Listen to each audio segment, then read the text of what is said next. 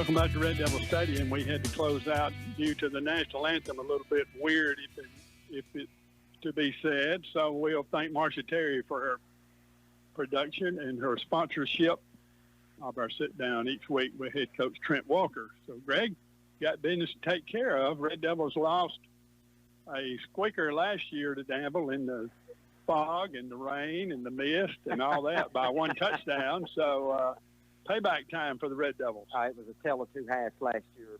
Benny, you remember it just as well as I do. We had a night out there that we could easily snuck away with a win. It was a little bit late, but the motivation come around. Mm-hmm. And through the fog, through the rain, through the whatever you want to call it, 35-28 was the final score. That gave Danville a 5-5 record for the year. But a lot was learned, and I think it's going to carry over tonight. Well, you know, we talked about it at the game. We talked about it after the game. I was impressed of the organization and how well they were coached. Well, you had a team that, they hadn't scratched up into that game. And, of course, that game didn't turn out the way we wanted it to. But have you ever tried to motivate a bunch in that situation? I know. So that showed me there that even though Coach Walker was in his first year, that all of a sudden that he had reached a little more of a hometown hero status as far as his ability to maintain and keep the kids together. So, we're not a heavy-handed senior-laden team this year. No, we're not. A lot of underclassmen going to step up and play early, play often, and play hard. And anybody that got to see the Jamboree knows that they're capable of doing it. So I'm just anxious to see if what they've been out here working their tails off is going to, produce on the field tonight. There have been a lot of things going on over here all summer long, and we could tip our hat to a lot of people over here for the way this place looks tonight. Roger Dutton, Nathan Weathersby, all of the Booster Club. We can go on, and I won't mention names because we'll miss somebody. You already started mentioning them. I know. You're not going to drag me down that road. I may talk about full Marty Hutto, but that's about as far as I'll go. As far as you go. Here's the Red Devils coming on the field, and they're all red tonight with their white helmets, or knee white helmets, I believe, as the Danville Hawks across the way. They head on the field in their white top to bottom with their purple and gold striping down the sides, and we're getting real close to getting this one underway. So far, the thunderstorms have gone south of us, and we can only hope we can get this game in without a 30-minute or an hour and a half lightning delay, which we've gotten into before. Yeah, just for you folks at home tuning in to start listening tonight, August the 19th, special time in 2022 to kick off the Red Devil season. But, folks, these are brand-new Cardinal Red uniforms. And I just learned this week, Benny, you probably heard the same thing, one of these helmets that has every safety feature that you can have by the Alabama High School Athletic Association costs $600. Yes. One helmet. Unless you get a bargain on one. Yeah, and I don't know what that would be, $5.99.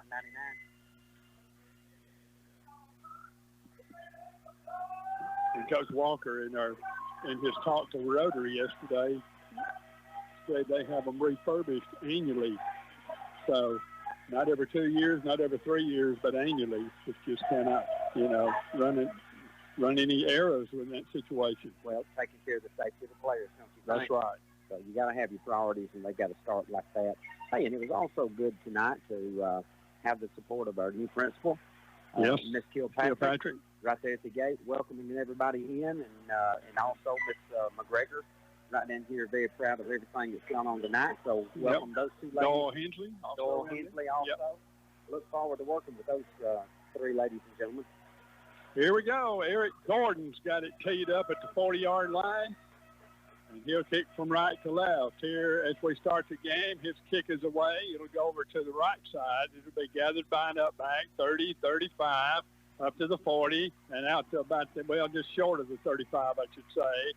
Down he'll go on a 23-yard return, and it'll be first down and 10 yards to go for the Danville Hawks from that spot. They're going to mark it at about the 34, really closer to the 35 as the official puts the ball down. So that's where they'll operate. Moving back to our right here in the first quarter. Glad you're along with us tonight on 97.9. Hope you'll be a listener with us all year long as we start out the 2022 season here from Red Devil Stadium. Cody Barber on that run back, and he's also on the backfield, Benny, early in the game. Out of the shotgun, straight back, going to throw into the flat. It's going to be caught by his wide receiver for 10 yards up to the 45-yard line. That's that sophomore they were talking about for Danville. It's going to be Ben Ellenberg. That was a quick 10-yard pass and catch out to the right side, and it'll be first down and 10 yards to go for the Danville Hawks. So one play, one first down for Danville. Two wide receivers to the near side. Different quarterback into the ball game now. We'll turn and leave it with a running back, and flags are down as they swap back and forth. This is Gage Taylor. He's a guy that made us feel really bad last year, Greg, out at Danville. Yeah, he did. He runs low to the ground. It's not the fastest kid on the field, but he's hard to stop. Benny, we're going to probably see a little bit of, motion and things like that early right here with a few penalties. And that one was a little bit different. It got called actually on the center. Must pick the football up. 5-yard penalty. I think he did. So here's Taylor again, going to leave it with the running back, and he'll scoot through a hole up across the 45 out to the 47 or 8. That's going to be about a 7-yard gain. It'll be second down. Good running off right side. The ball carrier is Gage Taylor. And he'll gain about 7 yards on the play. It'll be second down. Oh, and a bigger part of 8. It was first and 15. So now second and 8. Wide side of the field to the right, one long receiver to the near side. They're going to leave it to the inside to Taylor again. He's got a first down inside Red Devil land at the 45, 44-yard line. Second first down of the ball game. And again, the ball carrier, Gage Taylor. Pretty good hole over on that far side. Look, they're just pulling people, I think, Greg, and trapping the tight end or the defensive end. And yeah, Jesse Carter, he got caught up inside right there. Yeah. And, as he spun around, the play could easily been stopped for no gain, but it's just blocked by Danville. As we come to play, their whistles might have a timeout taken by Danville. Is that right? Yes, we did. They came out in a wingback look, and Coach Williams immediately called a timeout. So there's timeout on the field, no score in the ball game. We'll be back in 30 seconds.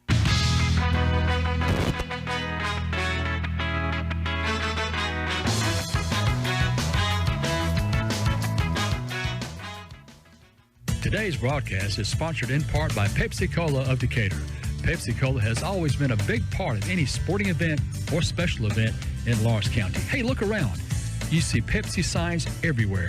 Every point scored during a high school game in Lawrence County has been displayed on a Pepsi-Cola of Decatur scoreboard. How about that? So when you need refreshment, look for that Pepsi, Mountain Dew, or Aquafina sign wherever you buy groceries. Pepsi-Cola of Decatur, they're big in Lawrence County.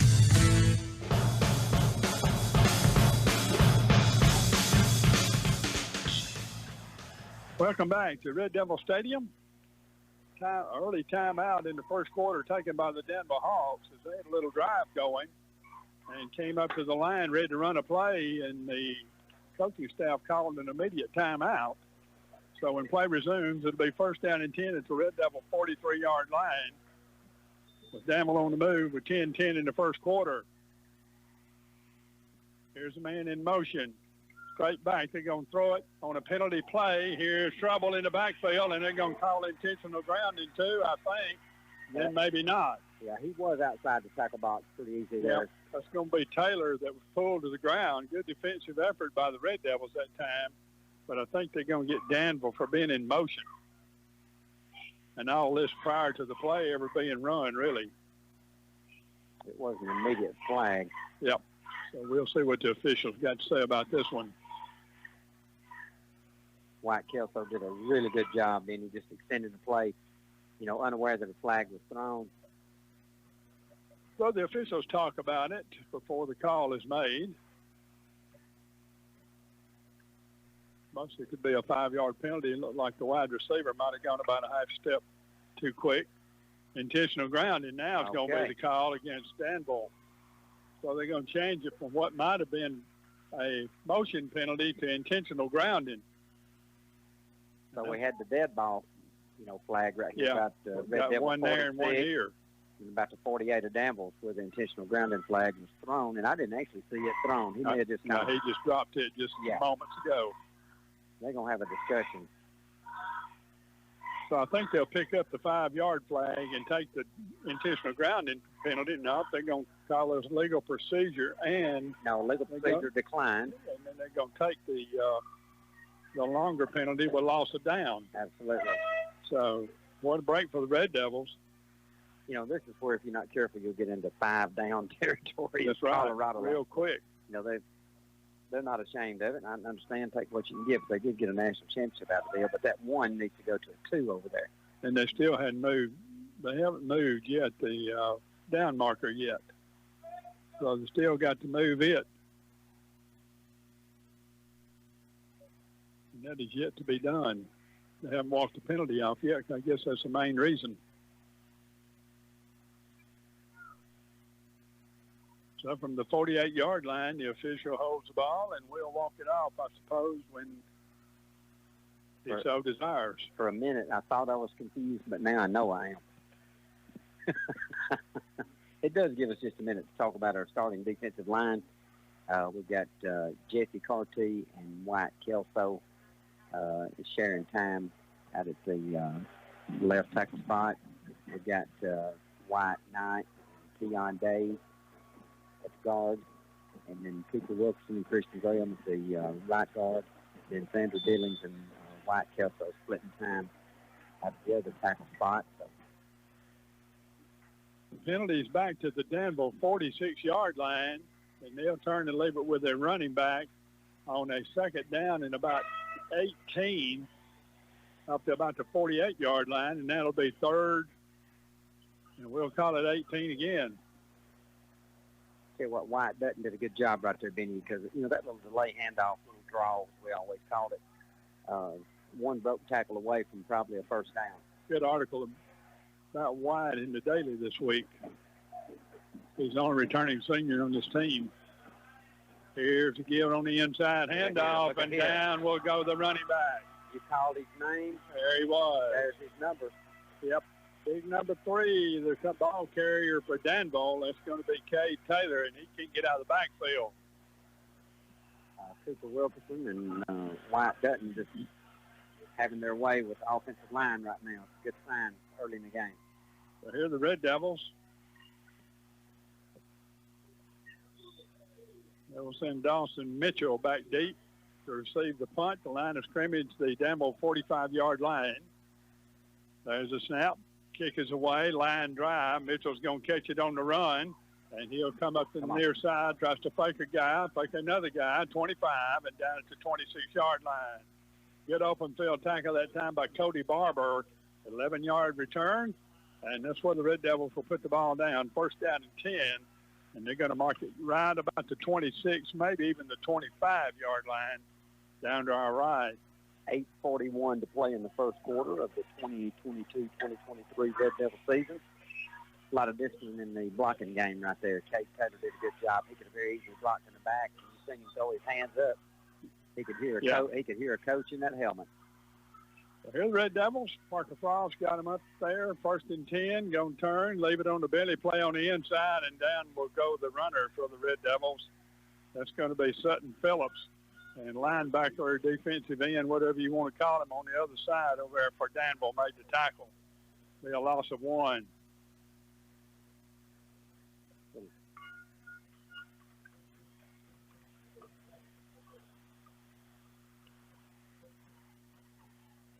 Second down, 11 for the Red Devils from the 24-yard line. Here's a turn. Here's a give up the middle again. Phillips again, and he'll run into heavy traffic at about the 25. He'll got that yard back, Greg, but that's about it. And it'll be a quick third down situation for the Red Devils. A little bit of confusion right there in that play. I think Xander Billings and Brent Hill thought he was coming this way. And, of course, that just opened the gates up right there. 32 had an easy angle, easy tackle. Well, here's Frost on third down, 4 wide receivers, and men jumping for the Danville Hawks will give the Red Devils at least 5 yards of it back. Sawyer Tapscott, the defensive end for Danville, jumped over the line. And that'll put the Red Devils in a little better situation. 3rd down and about 5. Sawyer was going to be the first one at that wreck. I'm telling you. We've got 4 wide still for the Red Devils. 1 running back standing next to Parker Frost on a 3rd down. Here's a man in motion. Frost is straight back. Got time. Now coming from the backside, and down he'll go as the defensive end for Danville got there early. Sawyer Tapscott, and down will go our quarterback, and it'll be punting time for the Red Devils. Parker did a good job just hanging on to the football. Yeah, that was a blind side. It was totally blind side. That's why left tackles make all the money in the NFL. Yeah. If I'd have been 2 foot taller and weighed another 300 pounds, I could have started for the Cowboys. Right. Only if. Only if. So here's punting time for the Red Devils. Kicking it out there is Xander Billings. He's got the ball, winds up, hits one tight spiral. A fair catch is going to be taken, and now the ball loose on the ground. It's kicked down the field. The Red Devils trying to find it, still loose, and they do have it. We got it. They do have it at the 24-yard line. Arnold Alexander. I believe the guy for Danville lost the ball for a moment, and when he looked up, he decided it might be time to call a fair catch, and now we got the situation where you can't advance a ball in high school. So let's see where we'll actually end up with the football, but I think it'll be Red Devil ball. 43-yard play, and we're going to leave it at that right now.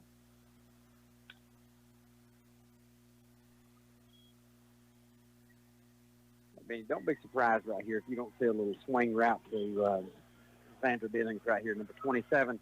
They had it set up on 3rd down, and I'm not sure that's not what they were looking for on the last possession. Here's a wing back set. They're going to leave it with Phillips again, and down he'll go. Short gain into the 25. They had Billings in there as a wing back that tried to come in and crash and create a little havoc down on the line, but it didn't work, and Danville played that one very well. Well, your Mike backer is not taking the bait.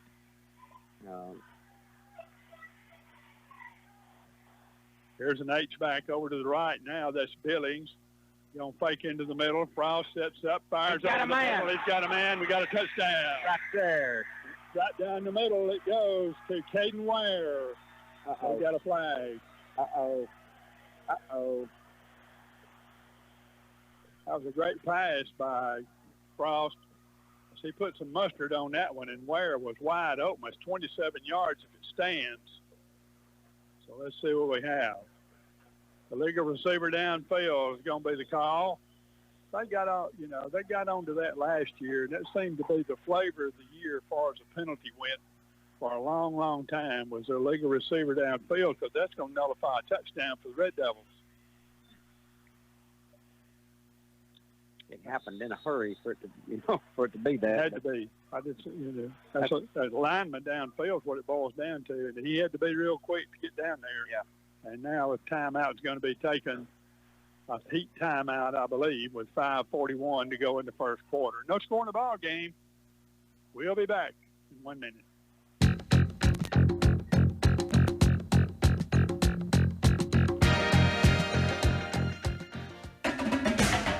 It's football time in Alabama.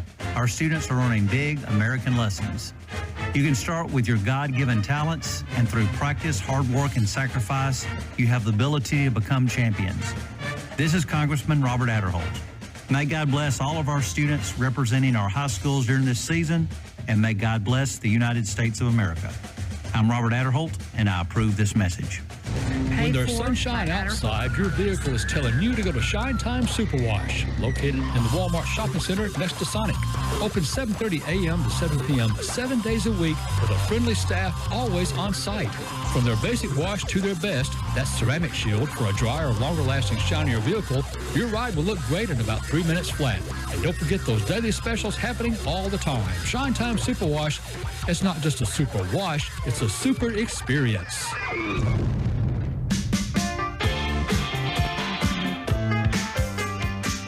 Welcome back. Welcome back Welcome back to Red Devil Stadium. 5:41 to go in the first quarter. No score in the game. Red Devils on his 2nd and 15. Frost over the middle. Got a man. Caught it. And he'll drop inside the 25-yard line. Braylon Dame. Yeah, great hands that time by Dame. Did you almost think he might have got hit before the ball got there and was still able to hold on? What you call body position for sure. It was perfect. So it'll be 3rd down. In fact, they very well might just go ahead and whistle this to a 1st down. We've got it with a 15-yard gain. Now they're going to measure it up. They're going to say 1st and 10, Red Devils. It don't take them all day to move in chains anymore. No.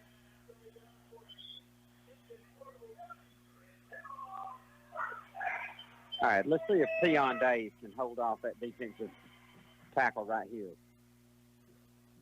Coach Walker likes to get 3 or 4 on this 1st down play. Here's one running back next to Parker Frost on the 1st and 10. A man in motion to the right side. They didn't pick up on it. Trying to go to the right side and in trouble is the Red Devil running back, and that's going to be Braylon Dame. And he'll lose yardage on the play. I think Billings might have been a half a count in motion, but the officials did not pick up on it. And it'll be a loss of 2 on the play. So 2nd down and 12.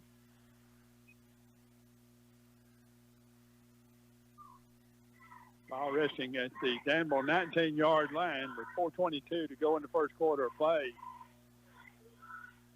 2 wide receivers one way. Here's Frost going to leave it right up the middle again with Phillips, and nothing doing. They've gone to that well 2 or 3 times here in the first quarter. Not much happening right up the middle against the Hawks. Yeah, that Corey Thibodeau, you know, we called his name last year a lot out there. He made probably 7, 8 solo tackles, and he's already had a couple early tonight. Good ball player. So 3rd down, we'll call it 13. That's probably a loss of a yard on the play. 3rd and 13 at the 20-yard line.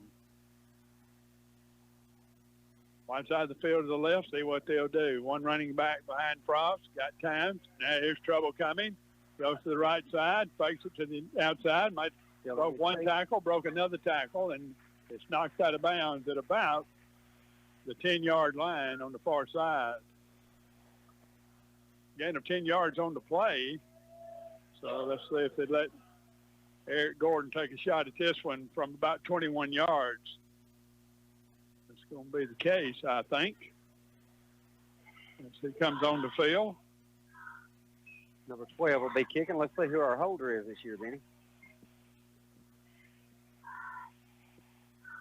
Looks like it's going to be Jack Boyle. Okay. They're going to actually move the ball, the tee down at the 20. It'll be a 30-yard field goal attempt. Eric had one in the Jamboree last week. See if he can put one through here. Here's the ball on the tee. Kick is away. Got plenty of leg. And it's up. And it is good. Hey. Eric Gordon from 30 yards away gives the Red Devils a lead of 3-0. Short snap. Little Jack Boyle. Good job. Handle the snap. He's a backup quarterback. That's just where all that practice comes into play. And I'm telling you, I didn't know if he was going to get it set up for Eric. So great job by the holder right there. Of course, fantastic job by Eric with the kick. Proud of both of them. Red Devils with 3-0 lead. We'll be back in 30 seconds.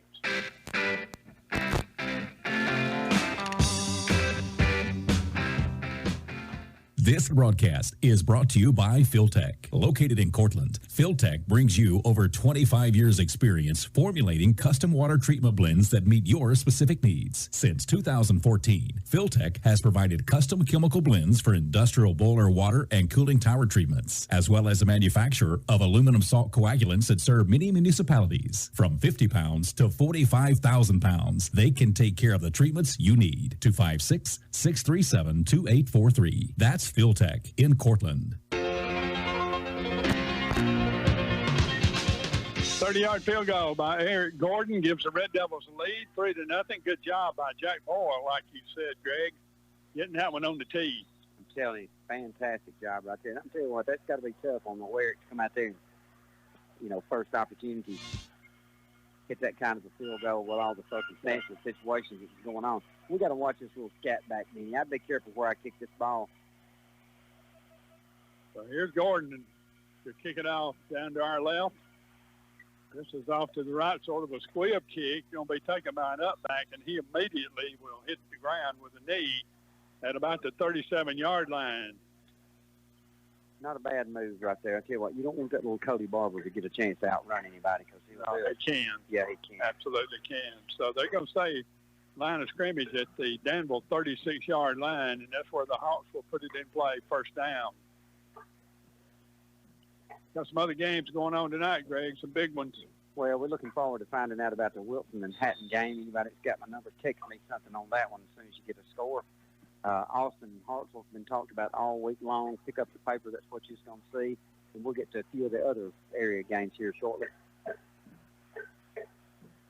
So 1st and 10 for the Hawks. Fake into the middle. Here's that quarterback, and that ran all over us last year, and he's got running room down the far side, inside the 20, 10, 5, touchdown. That's going to be our man, Gage Taylor. 63 yards, and nobody did anything but shiny shoes on the way by. So just like that, Danville answered the call, and they take a 6-3 lead. You know, a lot of times you'll say, run it to the short side of the field. You know, what do you do it? What do you do it? Well, right there is the reason you do it. You break one tackle, green grass, and opportunities ahead of you, and he took advantage of it. That's why they want him back there, if you wondered. They made the swap. First series was sophomore. They put the senior back in there, and look what happened. Carlos Soto to kick the point after. It's up, and it's no good. Off to the right. So your new score, the Red Devils down 6-3 to the Danville Hawks, 3:11 to go in the first quarter. We're back in 1 minute.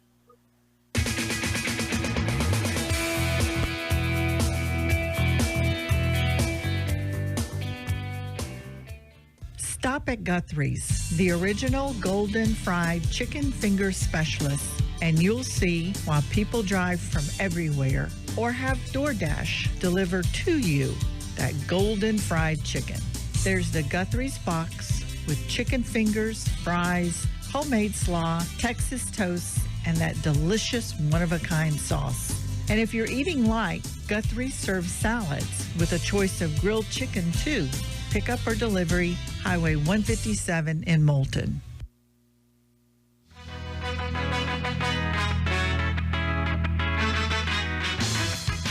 Didn't take long for Danville to answer that bell, did it, Greg? No, it didn't.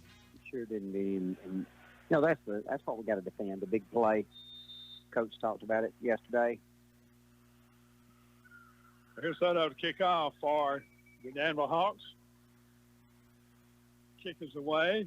Right down the middle. It's going to be taken by Billings at the 20, 25, near side 30, 35, and we'll spin down up to 37-yard line. 17-yard return, and the Red Devils with pretty good field position.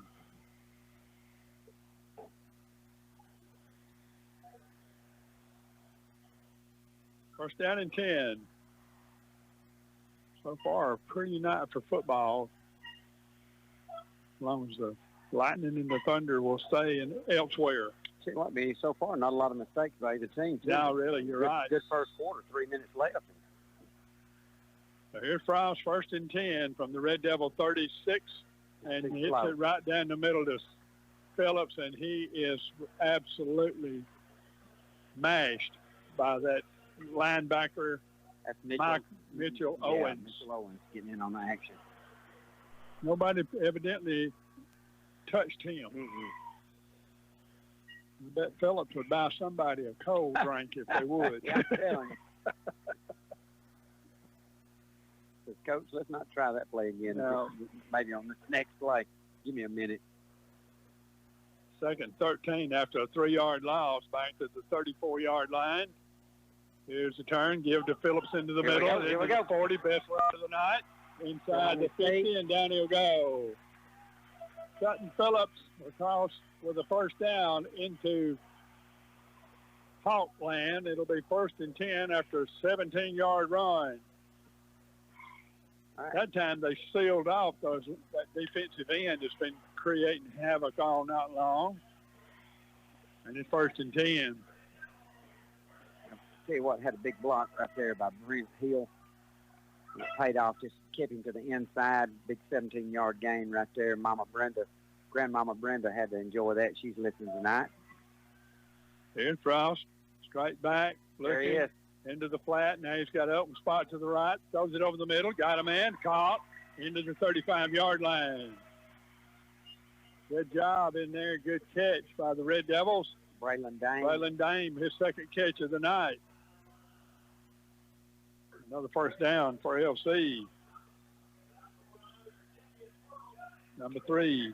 Tell you what, being Parker Frost, he did a good job right there. You know what? He could have floated it out in the flat, but he saw the linebacker making up ground. Just bought a little time. Tucked it. He had a choice to pass or run. So here are the Red Devils, 1st and 10 at the Danville 35-yard line. Loose ball, and Frost fumbled the snap back and had to get back on it, luckily for the Red Devils, but that'll be a loss back to the 42-yard line.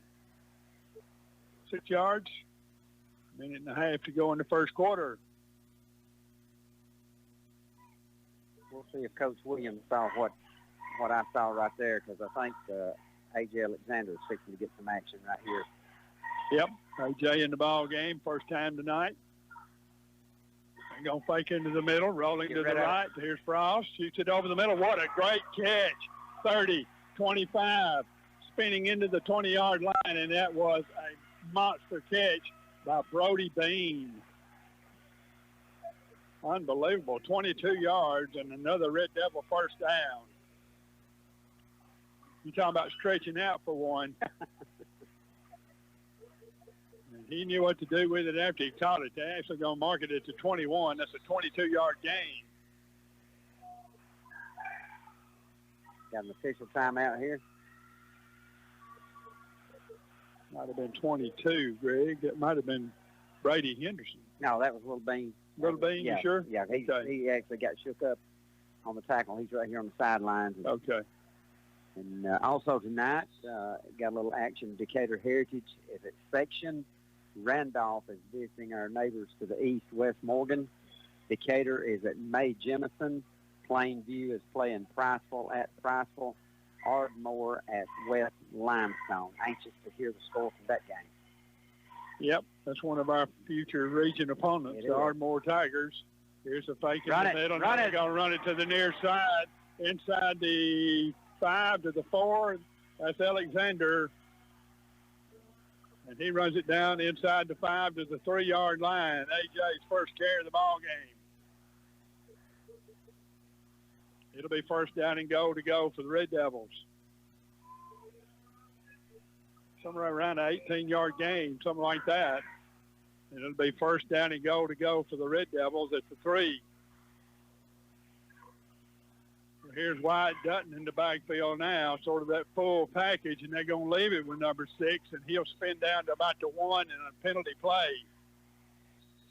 What we got, holding? I don't know. I'm hoping it's a base. I think you're right. It's going to be holding. If I'm a betting man, I'm betting holding. I'm afraid they're going to grab it up on Mr. Dave. We'll hold the phone and see, but the flag was actually thrown in the end zone.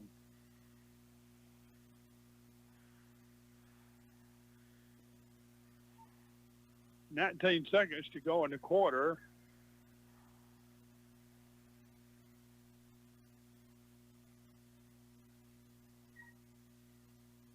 Pieces are doing some writing in the book, so to speak.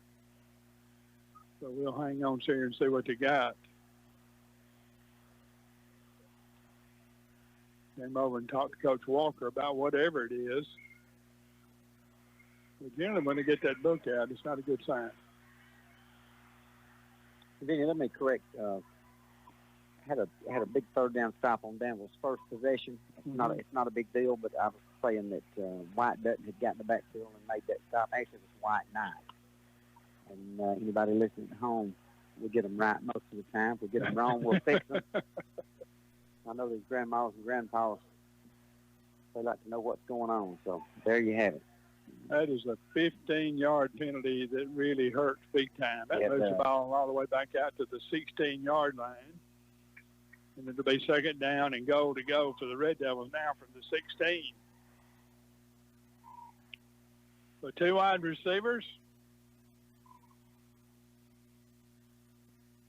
One blocking back. They got Billings over on the right side as an H-back. There's a man in motion, going to run right side. Cut it. Turning around the end, and the Red Devils are treading water, and down will go the ball carrier. It's going to be Braylon Dame, and that was read really well by the Danville Hawks. And that's going to be a big loss on the play. Red Devils going the wrong way. -9 on the play, and as we return after the timeout, that's the end of the first quarter. 6-3, Danville with the lead. We'll be back in 1 minute.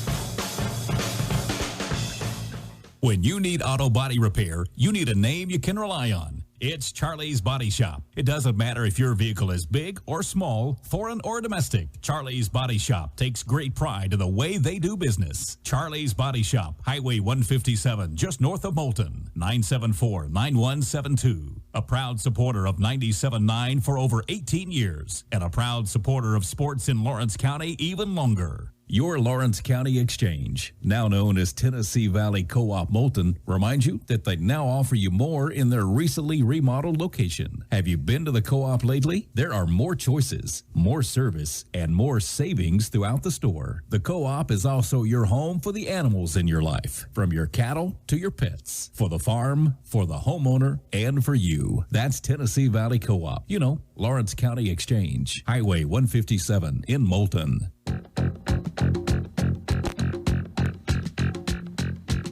Welcome back to Red Devil Stadium.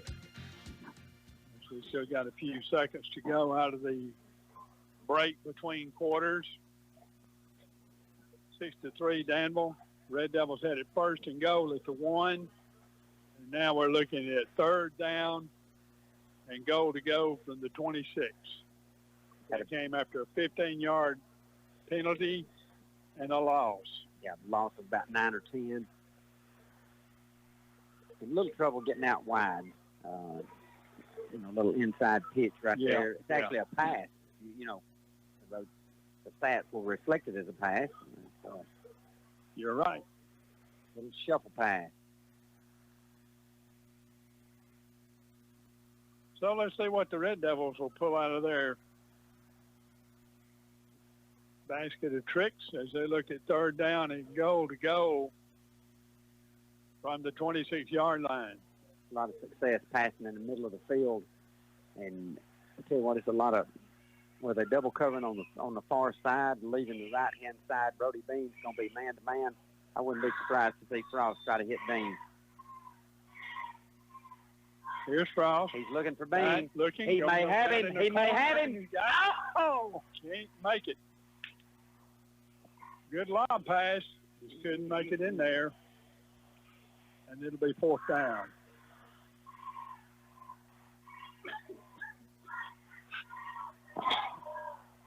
Bean had one hand on the ball. Just couldn't quite bring it in. Is that a flag on the play right there? Holding against Danville's going to be the call. So that's going to be a lifesaver for the Red Devils. And that's going to move the ball all the way into the 14-yard line. And it was on Bean. Bean got held. Yeah. The defender, single coverage, knew that he was beat, hung out to dry. So actually, probably a good penalty for Danville. 3rd penalty for 20 yards. Now the Red Devils 3 wide receivers. Here's Parker Frost going to throw it. Got a man. What a move. Look at A.J. Alexander spinning down back to the 1-yard line again. Okay, the little guy's pretty tough. Caught the ball at the 7-yard. And listen, Frost had to get rid of it. That was it right there. Hit Alexander, who was turned facing the quarterback at the 7, little spin move and got down to the 2. Big 4th down, big decision. Okay, the little guy's tough. You want a yard here and get it. Here's Wyatt Dutton in the backfield on 4th down and goal to go, and they're going to leave it with him, and he will pull his people forward. And did he get there? No, he did not. The official says just inches away. And so Danville has held on 4th and about 1.5 yards. Red Devils are saying, I thought he scored, but the guy with the striped shirt said he did not. And so the Hawks will take over really just about their own goal line. I believe the knee fell down first, Benny, as he was lunging forward, don't you? Evidently. Yeah. So the Hawks will get the football at their own. Really 1 foot line if you want to get down to it. So your score remains 6-3 Danville. And the Hawks will have the football at their own goal line with 11:20 to go in the first half of play. And here's where the Red Devils just don't need to let Danville get outside early. Yeah, don't need a big play. No, you don't want a foot race. No, I wouldn't be surprised if number 2 wouldn't back behind center. Oh, you can bet on that one.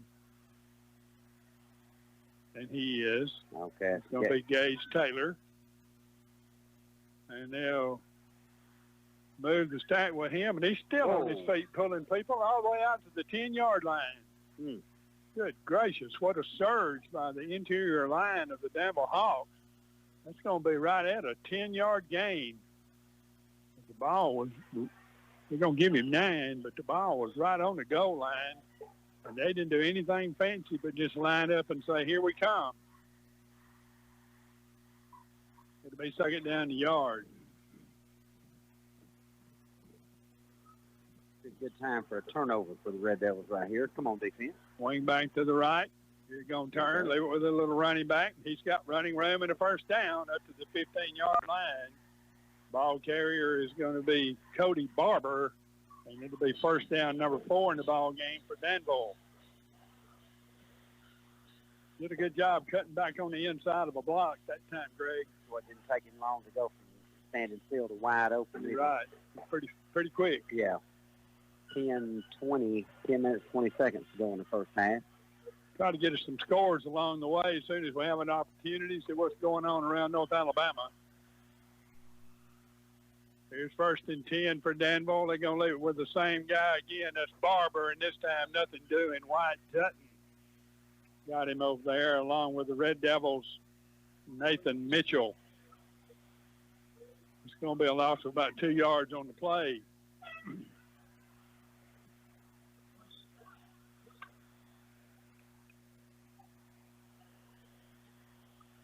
Second down and 12.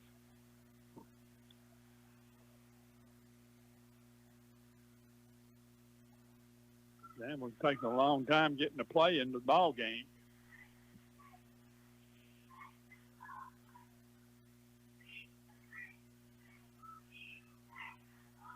Man in motion across the formation. Here's movement and everybody move but the football. So that'll be a 5-yard penalty against Danville. 4th penalty for 25 yards is the way I have them. It's a good break for the Red Devils.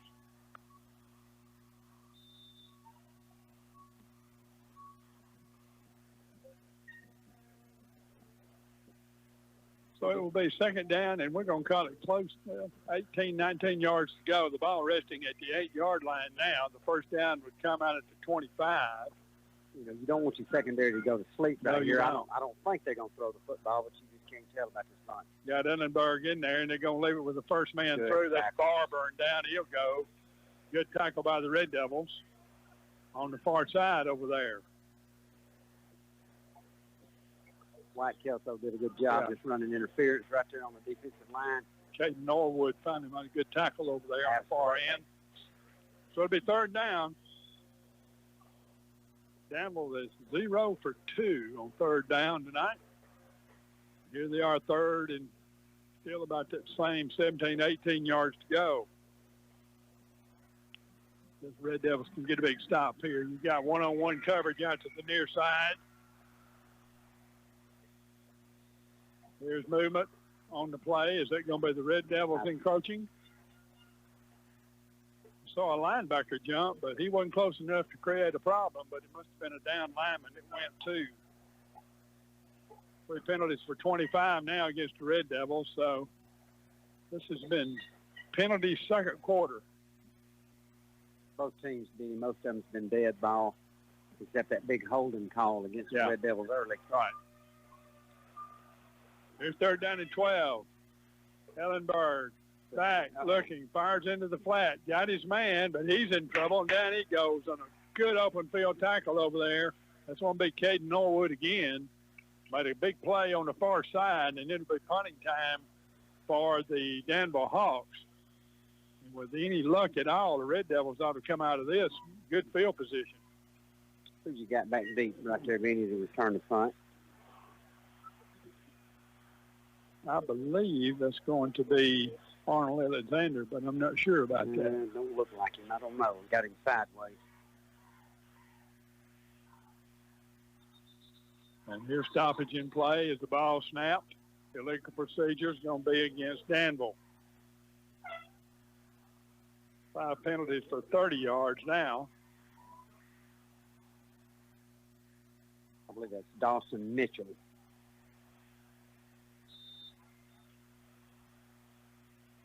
I think you're probably right. Anyway, a 5-yard penalty back. Drives Danville deeper to their end of the floor. Here's a low line drive punt. Almost been missed out of bounds. And that's going to give the Red Devils really, really good field position. That ball went nowhere. Just enough pressure applied by the Red Devils right there that caused them to rush. 12 yards on the punt for the Hawks. 7:09 on the clock remaining in the first half. Opening night. Red Devil Stadium, good crowd. So 1st and 10, they're going to mark it at the Danville 26-yard line. See if the Red Devils can do something with this one and put it in the end zone. They've been closed twice. Phillips in the backfield with Parker Frost on the first down. And they're going to leave it with Phillips on a penalty play. He's got running room. He's going to have a first down, but it's going to be all for naught. It's going to be all for naught. Penalties have been a killer. An 18-yard run is going to end up being a killer again, as the Red Devils would have had the ball deep in Danville territory. The illegal procedure against the Red Devils. That's the 4th penalty for 30 yards. And all but one has been the 5-yard variety, Greg, but they have been killers. Yeah, you can net that up about 23 yards in field position. But That's we still got good field position, Danny. 31-yard line. Danville side with 50-yard line. 3 timeouts left, according to my book. In fact, speaking of that, we're getting close to a heat timeout here in the second quarter. Some confusion. Yeah, it is. Billings not sure he knows what the play is, but at any rate, we're going to run it. Back is Frost. Steps up in the pocket. Cuts to the outside. Got time. Floats it down deep. Ball's caught. And takes it down the sideline into about the 8-yard line. What a really good catch that time. That's turning out to be his go-to guy, Braylon Dame. Did you see him tiptoe the sideline? Have we got another flag down? You'll never get in the flow of the game with flags flying. Yeah, they're getting on. They're going to be holding again. We shall find out. See whether it's a 10-yard variety or not. Nope. 5-yard penalty. Illegal receiver downfield, lineman downfield, and that one out by. Yeah, you can see how that could happen. I believe they got that on the main man, Mr. Tion Dave. I think you're right. He didn't think he was guilty, but nope. Granny Brewer said, as long as you don't admit it, there's always a doubt. Here's the give to Sutton, Phillips on the inside. Inside the 40 to 37. Short gain on the play. It'll be second down. First down would come at the Danville 16-yard line. Gage Alexander batting the ball game for the Red Devils.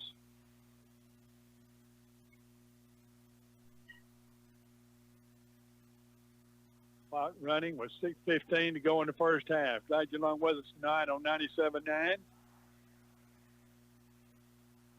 Frost back again. Pressure coming. Trouble. Throws it over the middle. Intercepted. He threw that one up, and it's intercepted by Danville, and he'll pull a tackler inside the 50 to the 48-yard line. Sometimes you just got to take it and play another down, you know, Greg? So the first turnover of the ball game turns out to be a big one. That's going to be a 5-yard return for what it's worth, but more than that is turnover number 1 against the Red Devils in this ball game. And timeout is going to be taken, heat timeout by the official with 6 minutes exactly to go in the first half of play. 6-3, Danville with the lead. We're back in 1 minute.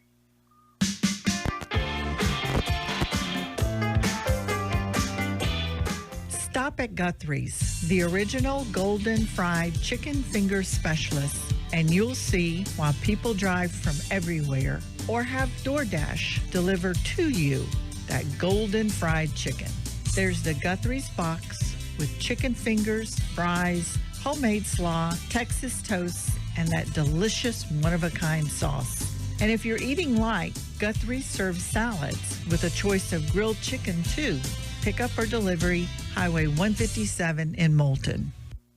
If you need your vehicle repaired right, the first time and as quickly as possible, Southern Automotives is waiting for you in downtown Moulton. Mark Naylor and his staff of professional mechanics will treat your vehicle like it's one of their own. From oil changes to engine replacements, brake work, tune-ups, and more, they do it all. You can even shop for tires while you're there too. Southern Automotives at the corner of Spring and Seminary in downtown Moulton, 974-9954.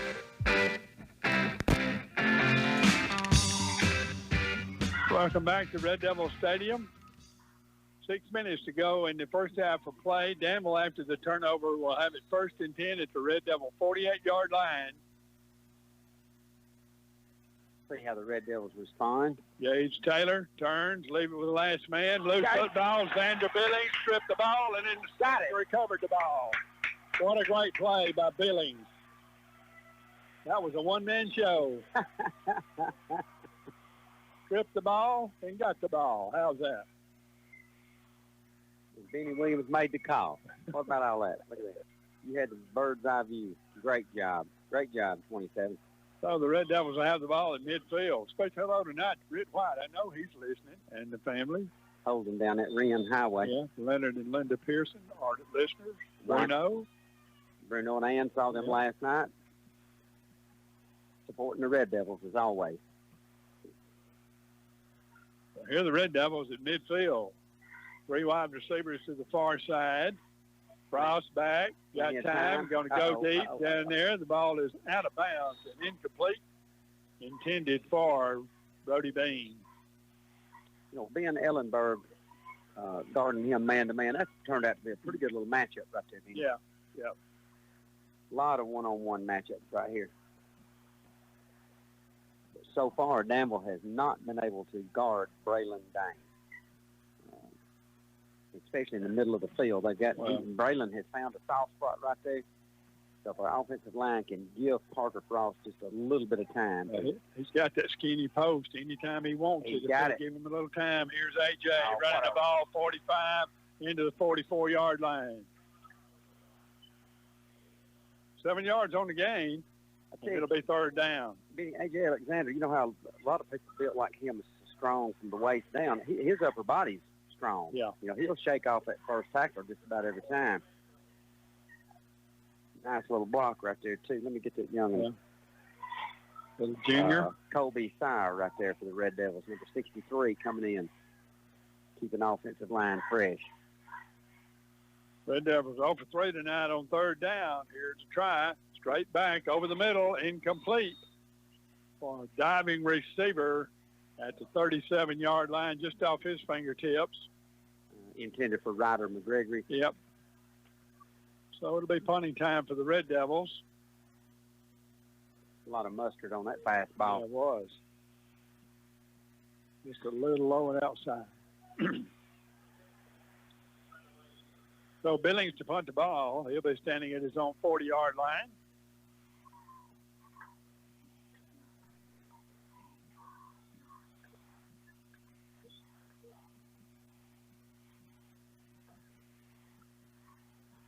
Now back. Kick is away. A high wobbler. This ball is caught and now dropped. And let's see who got on it. Might be Danville, might be the Red Devils. There's a fight for it. The Red Devils came out of there with the ball, and I think they're going to give it to them. Number 20, who come out with that? Is that Kelso, Wyatt Kelso? Yes, sir. It was Wyatt Kelso. They're still talking about it, Greg, so don't get excited yet. Okay. Well, there was 2 Red Devils. Danville said half of it was mine and half of it was theirs. So let's see who's going to win it. Red Devil ball. Red Devil ball. You're right. Benny, don't scare me like that. Second turnover of the ball game for Danville. That was one of those knuckle balls that got up in the wind. What little there is, but it sure gave the young man from a fit. Danville a fit. I think fair kicks might have been the order of the day right there for him, but he didn't see it that way. But come on, Red Devils. Before we get the play underway, we're going to have a timeout.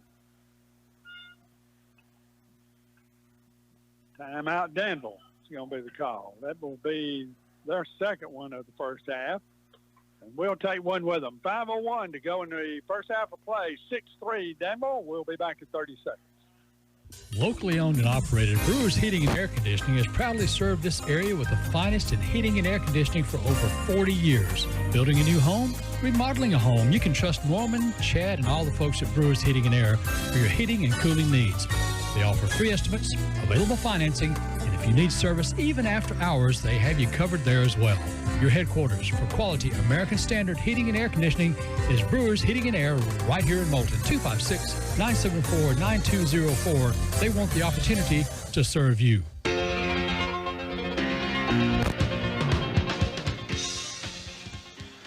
Welcome back to Red Devil Stadium. 5:01 to go in the first half of play. Been a long first half, a lot of penalties, a lot of 5-yard variety, a lot of stop and go, and all that kind of stuff. Typical first game. We still got 5 minutes to go in the first half. Benny, I hadn't had an update on the Wilson Hatton score, but as soon as we do, we'll pass it on to you on WALW. Looking for it. And any of the other ones, you send it on to the judge. He'll tell us all about it. Yes, sir. Region 8. I'm wanting to hear about the Ardmore West Limestone. Got a couple of buddies that's listening in over that way. Mr. Turner Yarber, Mr. Dwayne Brock. Or if anybody's got it on Twitter, send it our way. So here's the Red Devils on 1st and 10. They're man in motion across the formation, trying to run it back to the weak side. That's going to be Phillips, I believe, and down he'll go for virtually no gain. See what Caden Flowers for Danville at number 50 played well. He stays home and he don't miss. He's kind of like Andy's little sister. When he aims his gun, he don't miss. That's a -1 on that play. Second down, 11 yards to go, closer to 12.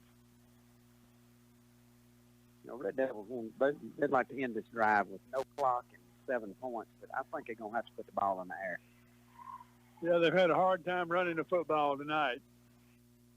Going to give it right up the middle. Again with Phillips, and down he'll go. Middle linebacker says that's far enough. That's the little man again. That's him.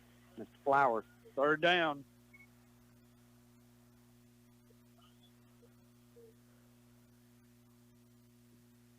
The Devils have gone -1 on this drive so far. 55 remaining? Yep, 55. Caden Ware coming to the near sideline. Coach Walker in his ear.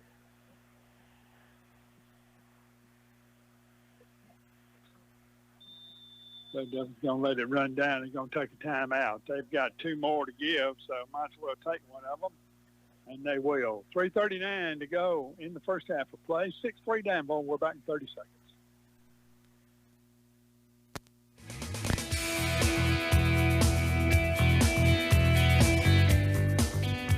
Today's broadcast is sponsored in part by Pepsi Cola of Decatur. Pepsi Cola has always been a big part of any sporting event or special event in Lawrence County. Hey, look around. You see Pepsi signs everywhere. Every point scored during a high school game in Lawrence County has been displayed on a Pepsi Cola of Decatur scoreboard. How about that? So when you need refreshment, Look for that Pepsi, Mountain Dew, or Aquafina sign wherever you buy groceries. Pepsi Cola of Decatur, you know they're big in Lawrence County.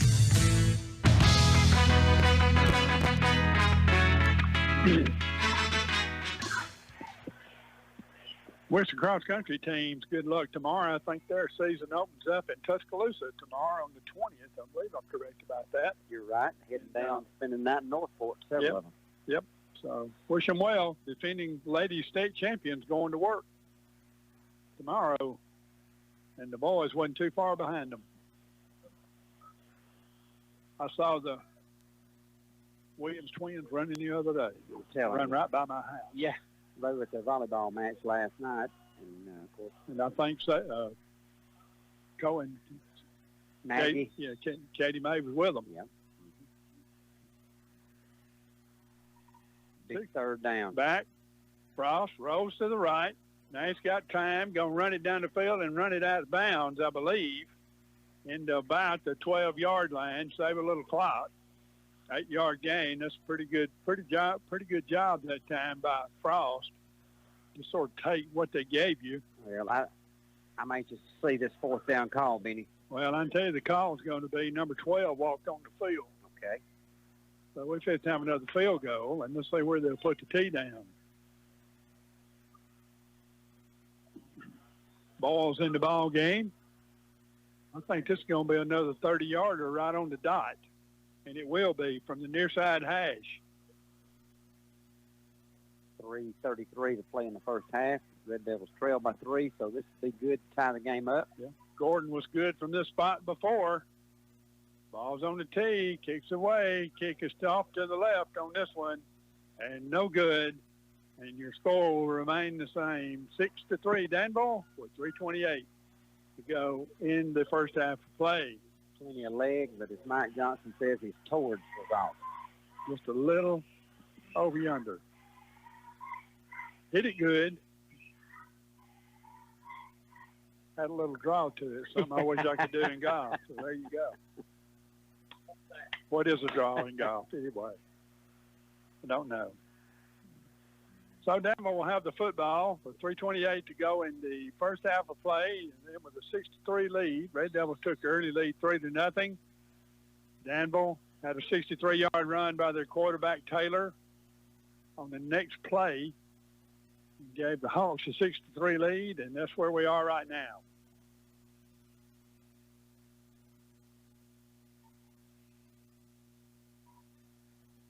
Uh-oh.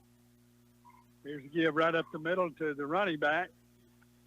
Good run for about 15 yards, right straight up the gut. To their tailback, that's going to be Sawyer Tapscott. He had a couple of big runs in the first quarter. The 1st and 10 for Danville out at the 34-yard line.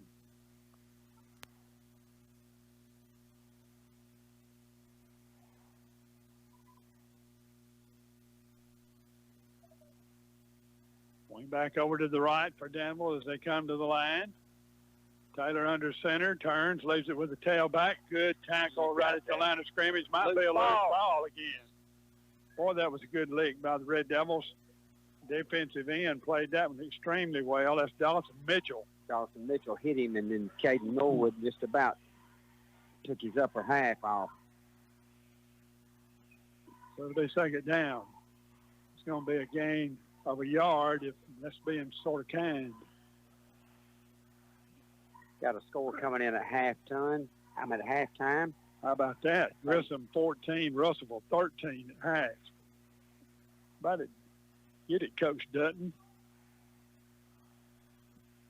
Here's the turn. Flip around on the wing back around. Holding. That's going to be Hellenberg, and another good tackle at the 38-yard line. Braylon Dame. Braylon Dame. He had a blocker on him and was able to knock the runner down, and he had a blocker with him. Dane made a really good play. So that's going to be a short gain, which could have turned out to be a really big gain. And Danville will take a timeout. That will be their last one according to my book. 2 minutes to go in the first half. 6-3. Danville with the lead. We're back in 30 seconds.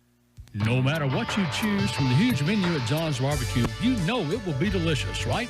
Fresh catfish, shrimp, oysters, buffalo or boneless wings, and of course, what got it all started back in 1995, pork, chicken, and national championship ribs. It's all waiting for you at either Moulton location, Court Street and Highway 157. You know, no matter how you arrive, dine-in, drive-through, or catering, you'll leave happy, and you'll know why they say good friends, good food, all fired up. That's John's Barbecue.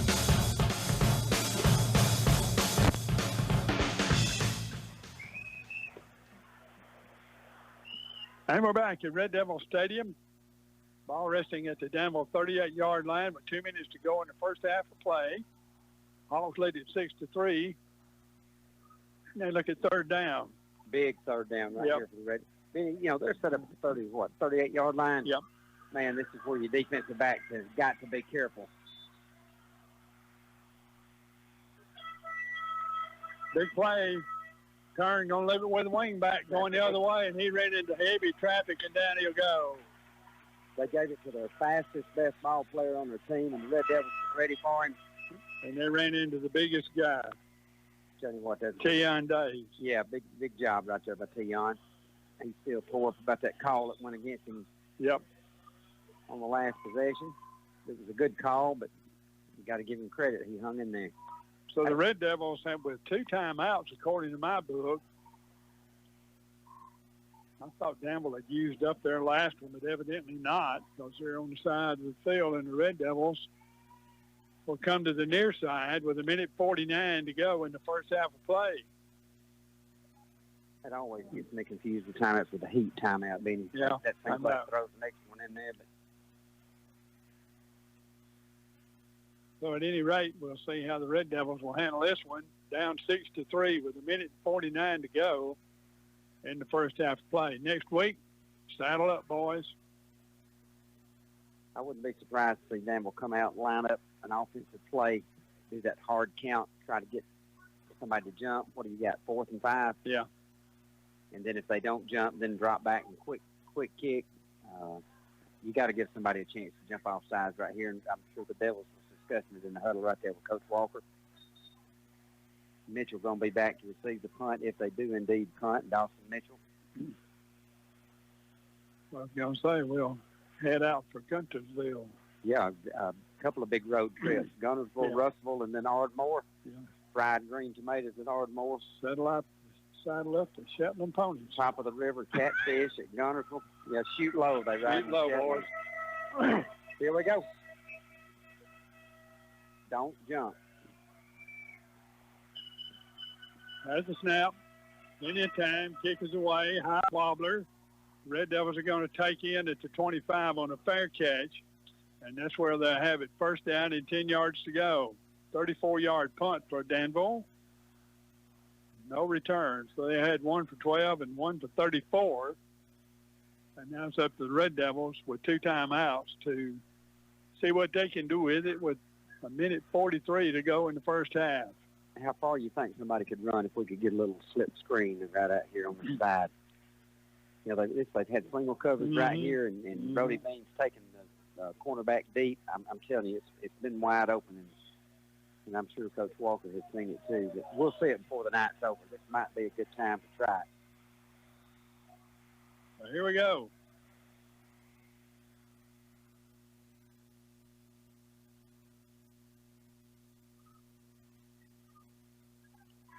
Big number 63, continuing on that offensive line to be a force. Kobe Sire. 4 wide receivers for the Red Devils. Now put the man in motion back to the line. Here's Frost, straight back, shoots it into the flat, got his man out of bounds, 32-yard line. Good job. Saving a little time. Pass is complete to Braylon Dame. That's sort of been his go-to guy in the first half. 8-yard gain on the play.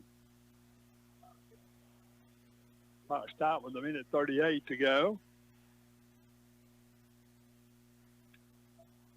This time the Red Devils will go 3 wides to the far side, 1 wide into the short side of the field. That'll be Frost right, little fake into the middle. Frost going to shoot it down the field. This ball is tipped up in the air, and it's caught.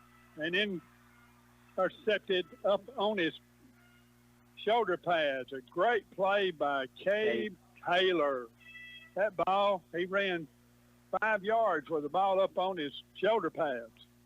After he tipped it, that's an interception of 23 yards. That was a good idea that time by the Red Devils, but Frost might have waited a half a count too long to throw the ball because the Red Devils were able to get able to get A.J. Alexander open, but the ball just a little bit underthrown, and that's the second turnover of the first half for the Red Devils.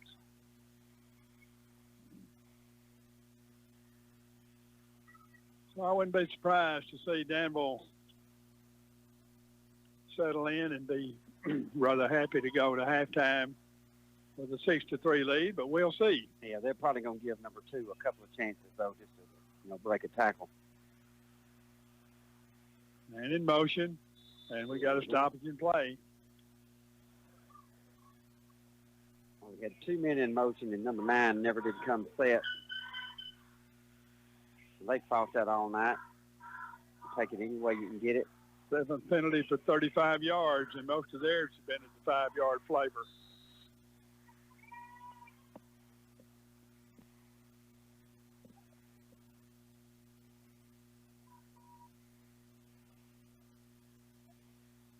So 1st and 15 for Danville. On their own 46-yard line. I'd put Caden Norwood eyeball to eyeball with number 2 right here. Do not leave him out. Here he comes. And there he's going to blow this one dead. And if they hadn't blown it dead, Caden Norwood was fixing to take him back about 5. 8th penalty for 40 yards. That moves the ball all the way back into the 40-yard line of Danville. Has all of them been 5-yard penalties? Every one of them except for one. Okay, against Danville. Mm-hmm. Okay. What would be really cool right now is somebody get a turnover.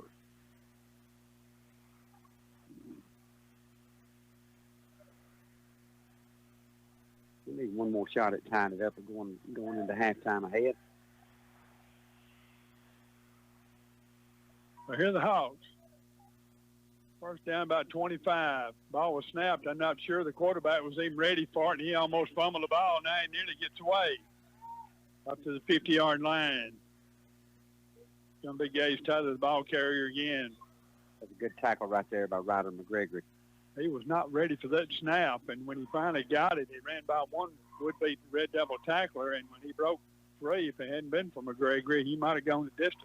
I tell you what, that quarterback, he can change direction about as quick as a cat. He's pretty quick. Well, outside the field to the right on a 2nd down and 11. Turn, roll to the side. Here's Taylor. He wants to throw. Going to lob one down the far side. Almost intercepted and almost completed.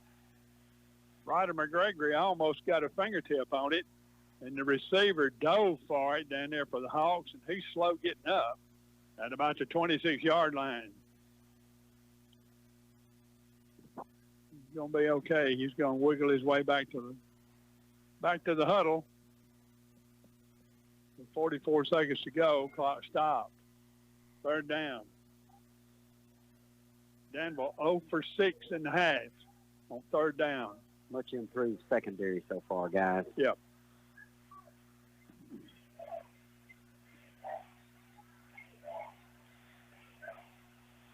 Third and 11. 3rd and 11. Turn, leave it right up the middle. Good running room and short of a 1st down, but inside the 45 to about the 41-yard line. They leave it right up the gut. That running back, that's going to be Sawyer Tapscott again. And Danville will take another timeout.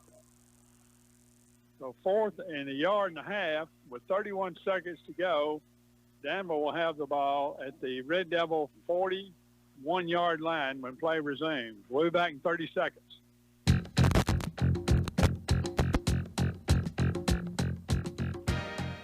When you need auto body repair, you need a name you can rely on. It's Charlie's Body Shop. It doesn't matter if your vehicle is big or small, foreign or domestic. Charlie's Body Shop takes great pride in the way they do business. Charlie's Body Shop, Highway 157, just north of Moulton, 974-9172. A proud supporter of 97.9 for over 18 years and a proud supporter of sports in Lawrence County even longer.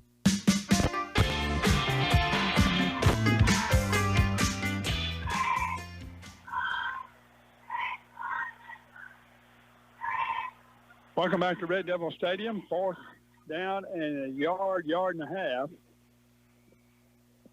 at the 41-yard line. Benny, it's way too early to be this late. But play that again. Yeah.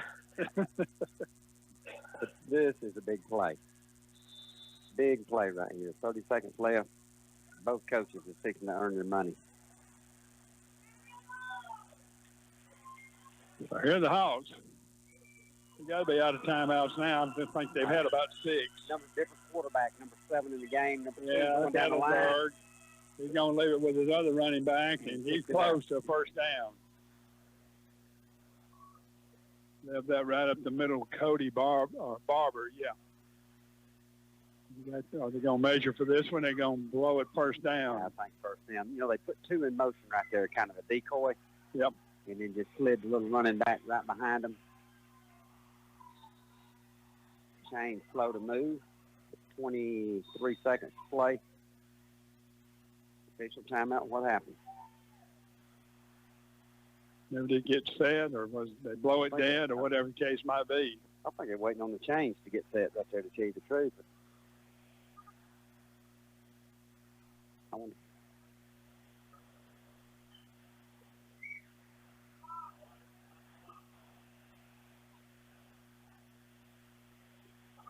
The clock is stopped with 22 seconds to go on 2nd down and 10, and the ball resting at the Red Devil 39-yard line.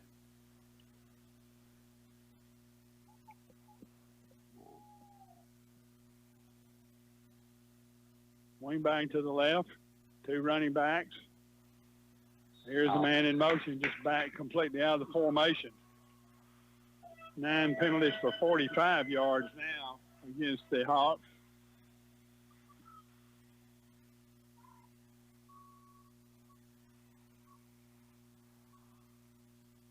Officials are going to have to change flags at halftime, I'm sure. Yeah, at least wash them.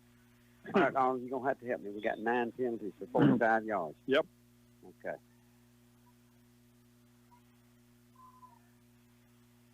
Man in motion again, rolling to the right. There's Taylor, throws in trouble, and down he will go, and out of bounds will go the pass. Good job by the Red Devils, pressure-wise on the far side. And it'll be 3rd down. 17 seconds. Good pressure that time by Nathan Mitchell to get back there and hurry Taylor on the pass. 29 over there. Yeah, Nathan. Well, 17 seconds to go on 3rd down. Don't let them get behind you. They're going to leave it with the first man and not going anywhere. Beyond Dave. Big Days is there, and they're probably going to end the half. I think that will end the half. Everybody's sitting head for the confines of a little Gatorade and whatever else. Long first half, 6-3. Red Devils down by 3 to the Danville Hawks. We'll return in 2 minutes for your halftime show.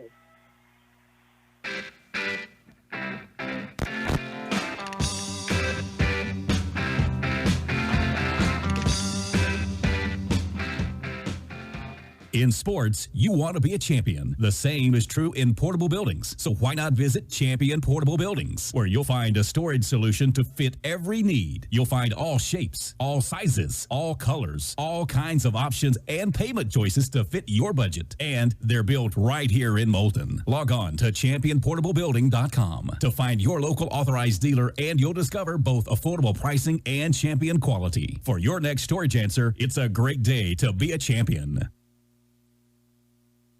You may not be able to win a decathlon like Olympic gold medalist Dan O'Brien, but you can take advantage of a key ingredient to his success, using regular chiropractic care. If you suffer from chronic headache, sinus or ear infection, or other body pains, Dr. Fletcher may be able to help you stay fit for one of the most important races of all, your race through life. New patients are always welcome. For an appointment, the number is 974-0415. Fletcher Family Chiropractic Clinic, across from Bankhead Plaza, and on the web at FletcherFamilyChiropractic.com. This broadcast is brought to you by Philtech. Located in Cortland, Philtech brings you over 25 years experience formulating custom water treatment blends that meet your specific needs. Since 2014, Philtech has provided custom chemical blends for industrial boiler water and cooling tower treatments, as well as a manufacturer of aluminum salt coagulants that serve many municipalities. From 50 pounds to 45,000 pounds, they can take care of the treatments you need. 256-637-2843. That's Philtech in Cortland. When there's sunshine outside, your vehicle is telling you to go to Shine Time Superwash, located in the Walmart Shopping Center next to Sonic. Open 7:30 a.m. to 7 p.m. 7 days a week with a friendly staff always on site. From their basic wash to their best, that ceramic shield for a drier, longer-lasting, shinier vehicle, your ride will look great in about 3 minutes flat. And don't forget those daily specials happening all the time. Shine Time Superwash, it's not just a super wash, it's a super experience. You're listening to the LCHS Red Devils on 97.9 Moulton, Lawrence County. This is the LCHS Red Devil Football Halftime Report on Classic Radio 97.9. And we welcome you back to Red Devil Stadium here on a nice Friday night. Our visitors from the east, the Danville Hawks, leading our Red Devils 6-3 here at halftime. Our broadcast tonight brought to you by Congressman Robert Adderholt, Brewers Heating and Air, Birch Agency and Bobby Birch, Champion Portable Buildings, Charlie's Body Shop, Electrical Outlet, Fletcher Family Chiropractic Clinic, Greg's Ambulance Service, Guthrie's of Moulton, John's Barbecue, Tennessee Valley Co-op, that's your Lawrence County Exchange, by the way, Pepsi Cola of Decatur, Philtech of Cortland, Shine Time Superwash, Southern Automotives, Marcia Terry as well. And our halftime show is brought to you by the fine folks at Electrical Outlet. Since 1978, when you've needed to know, you've asked the pros at Electrical Outlet in Moulton. Colby and Brittany McLemore carry on that 45-year tradition. They've got all the right tools and materials for projects any time of the season. The fall's going to be here soon. A lot of us can't wait for fall to get here. There's still time to tackle those projects around the house or the farm before the seasons change. Electrical Outlet also has the lumber and other building materials you need, so there's really no need to go anyplace else. That's your Electrical Outlet next door to Tractor Supply in Moulton. You're home for everyday savings. Go and see Colby and the guys at Electrical Outlet tomorrow. I want to talk about our volleyball team that started their season yesterday. They lost a couple of games. They lost to Madison Academy and Alexandria in some close contest yesterday, and there'll be a tri-match tournament hosted by the Red Devil volleyball team tomorrow beginning at 10 o'clock, where the Red Devils will welcome Coleman, Muscle Shoals, and Priceville. Some of the other games in the area this evening: Wilson at Hatton, Austin at Hartselle, Decatur Heritage at Section, Randolph at West Morgan, Decatur at May Jemison, Plainview at Priceville, Ardmore at West Limestone. Most of the games, I would say all the games tonight, are out of region games, and we're glad to bring you the nice competition here tonight between Danville and Lawrence County, where our score once again is 6-3. We'll take a 2-minute break and be back with more with the Electrical Outlet halftime show. You're listening to Red Devil Football on Classic Radio 97.9.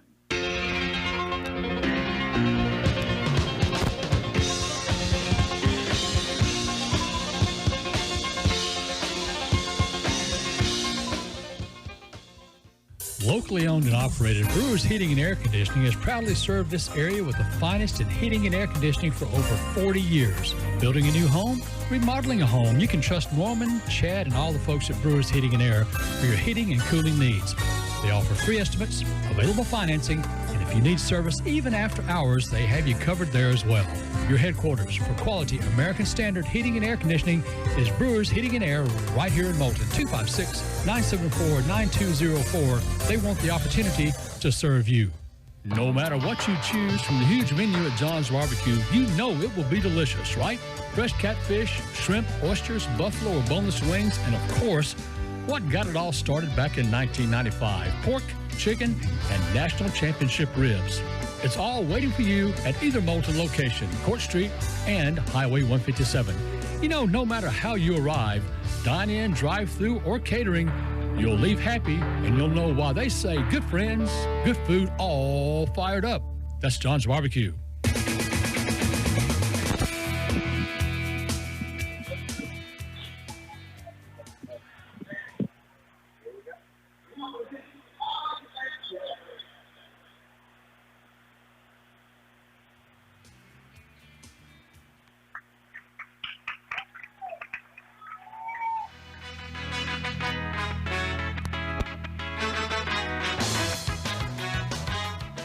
You may not be able to win a decathlon like Olympic gold medalist Dan O'Brien, but you can take advantage of a key ingredient to his success, using regular chiropractic care. If you suffer from chronic headache, sinus or ear infection, or other body pains, Dr. Fletcher may be able to help you stay fit for one of the most important races of all, your race through life. New patients are always welcome. For an appointment, the number is 974-0415. Fletcher Family Chiropractic Clinic, across from Bankhead Plaza, and on the web at FletcherFamilyChiropractic.com. Are you an enthusiastic sports fan? Want to have fun and get in on the action? Heck, yes. That'd be awesome. Have great attention to detail? Want to stay active? Definitely. Want to give back to the student athletes in your community? Obviously, yes. Then you'd make an excellent high school sports official. We need more officials in Alabama, because with no high school officials, there are no high school sports. Sign up today at highschoolofficials.com.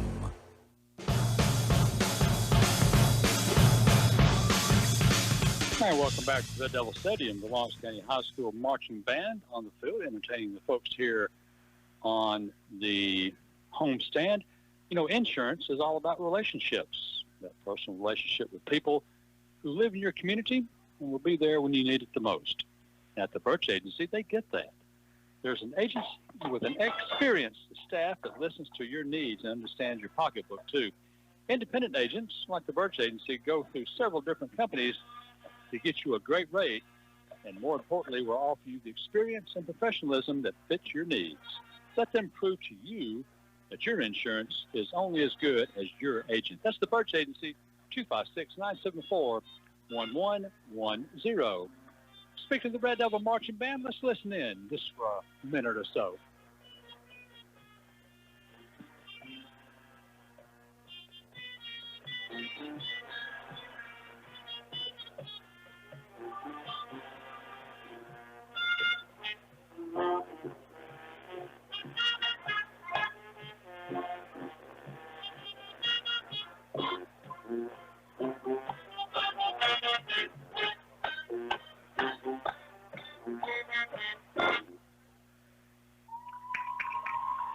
Pretty good job. You know, they practice every afternoon as well in the same heat as our football team does as well. So Dr. Sid Hearn doing a fine job with the Red Devil Marching Band here on the opening night of the 2022 football season.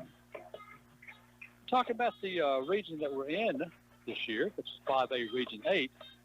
Teams in the region this year include the old foe Russellville, also East Limestone, Ardmore, which will be in a few weeks, Brewer, LCHS, West Point, and added to our area this year, or region rather, is Fairview. And according to those that know, Russellville and Fairview are expected to be the strongest teams in the region this year. Coach Trent Walker, starting his second season as Red Devil head coach, finished last season at 0-10. And also starting his second season at Danville, Coach Andrew Williams, he finished the season last year at 5-5. Last night's competition got started in the regular season with Athens defeating East Limestone 49-14.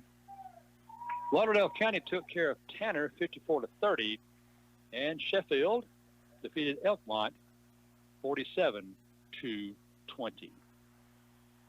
We're going to take a 2-minute break and come back with more with the Electrical Outlet halftime show. 6-3 our score. Down below top. We're back in 2 minutes.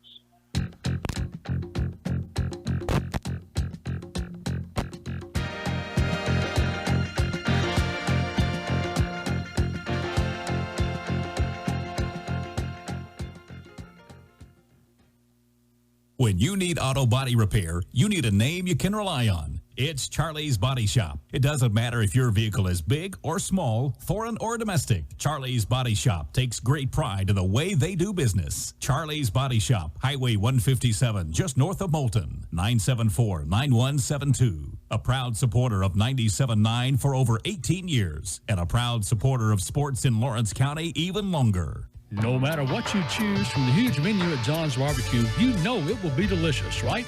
Fresh catfish, shrimp, oysters, buffalo or boneless wings, and of course, what got it all started back in 1995, pork, chicken, and national championship ribs.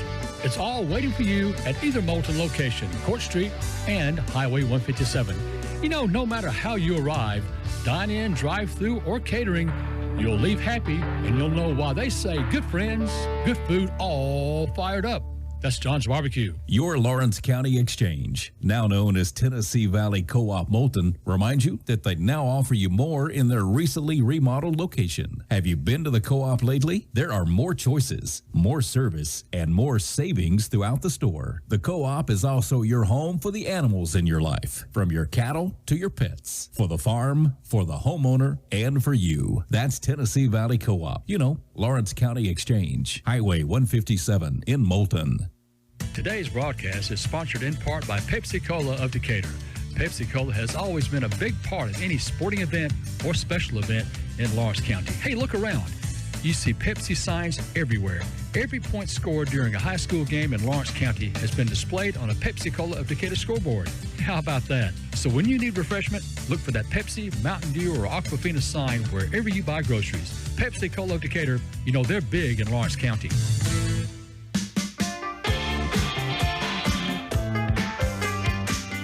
Now, welcome back to Red Devil Stadium, the Electrical Outlet halftime show. Danville leading Red Devils 6-3. Well, we got a second. Let's talk about Greg's ambulance service. You know, for emergencies, you know to call 911, but there may be other times you need ambulance transportation. For convalescent transfers or any time you need an ambulance in a non-emergency situation, call the folks you've known and trusted since 1997.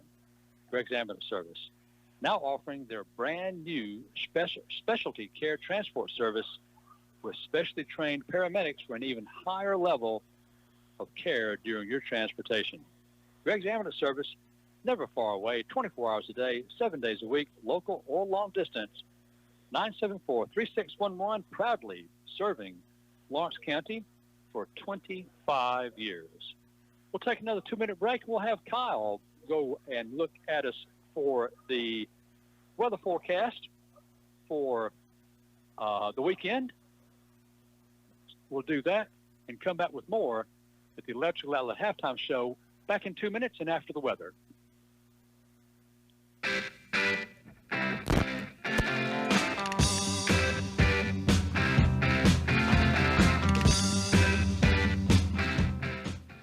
Locally owned and operated, Brewers Heating and Air Conditioning has proudly served this area with the finest in heating and air conditioning for over 40 years. Building a new home, remodeling a home, you can trust Norman, Chad, and all the folks at Brewers Heating and Air for your heating and cooling needs. They offer free estimates, available financing, and if you need service even after hours, they have you covered there as well.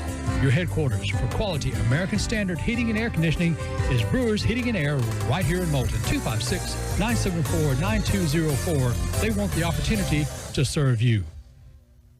Stop at Guthrie's, the original golden fried chicken finger specialist, and you'll see why people drive from everywhere or have DoorDash deliver to you that golden fried chicken.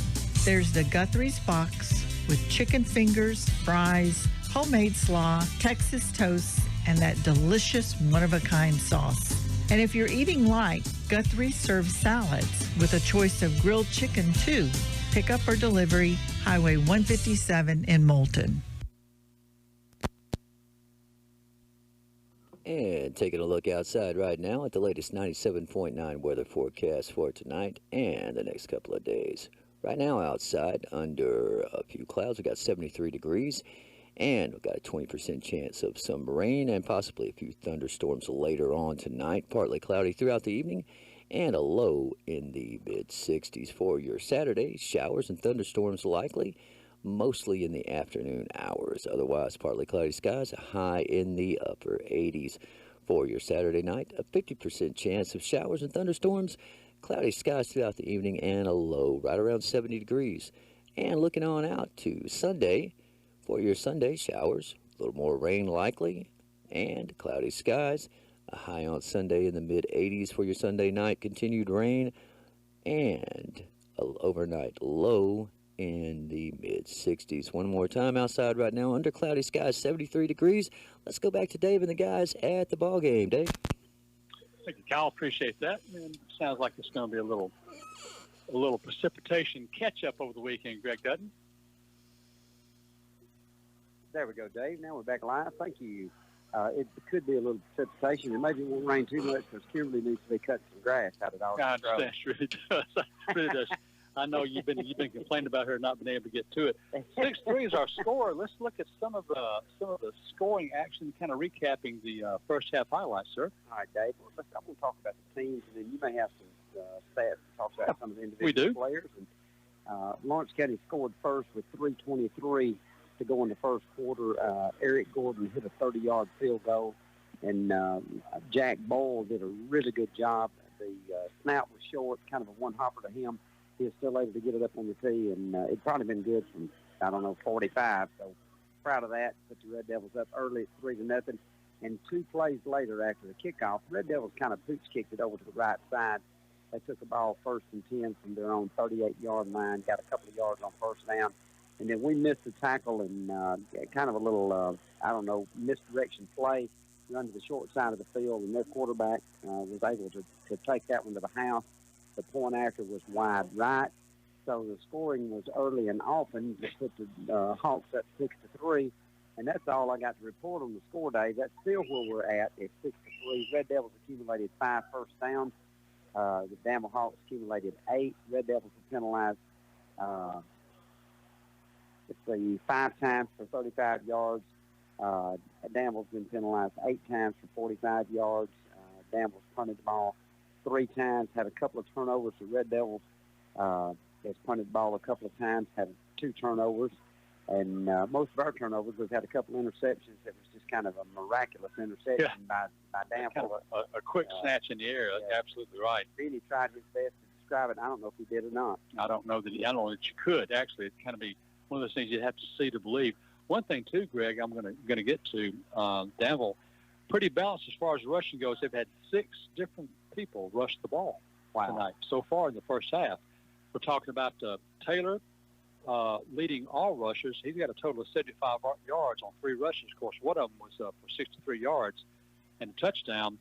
Barber with 8, Ellenberg with 2, Tapscott with 25, Taylor with 23. And in the passing department, Taylor is 50-50, 50%, 2 of 4 for a total of 14 yards. They got a total of 150 yards offense in the first half. For Lawrence County, numbers not quite as good. They got a total of 115 yards total offense. Frost rushed the ball 4 times for 8 yards. Brandon Dane caught in the backfield quite a bit. He's right now at minus 11 yards. Phillips, the big ball carrier, he's carried the ball 6 times for 18 yards, as well as Alexander has carried the ball 2 times for 25 yards. That's a total of 40 yards on the ground. And Frost, 5 of 10, also 50% from the air. He is, as I said, 5 of 10 for a total of 75 yards. So that gives the Red Devils 115 yards.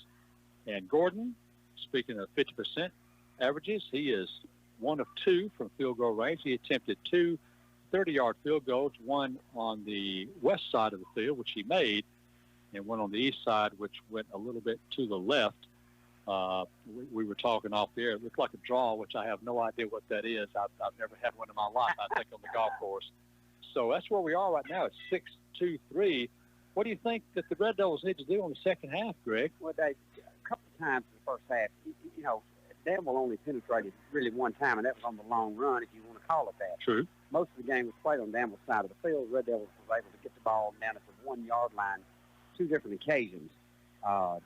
Once we were penalized, big holding call, then we lost 10 yards on the next play. That's what set up the first field goal.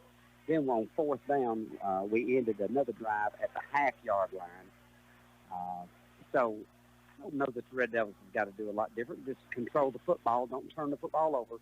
Maintain the efficiency of keeping number 2, the running back, being able to spread the field. 29 for us. Mitchell has done a really good job outside on the ends. Andrew Billingsley has. Caden Norwood's done a good job in the middle. And our secondary has played a very cohesive game, much better, taking better angles. Caden Ware's angles has been good.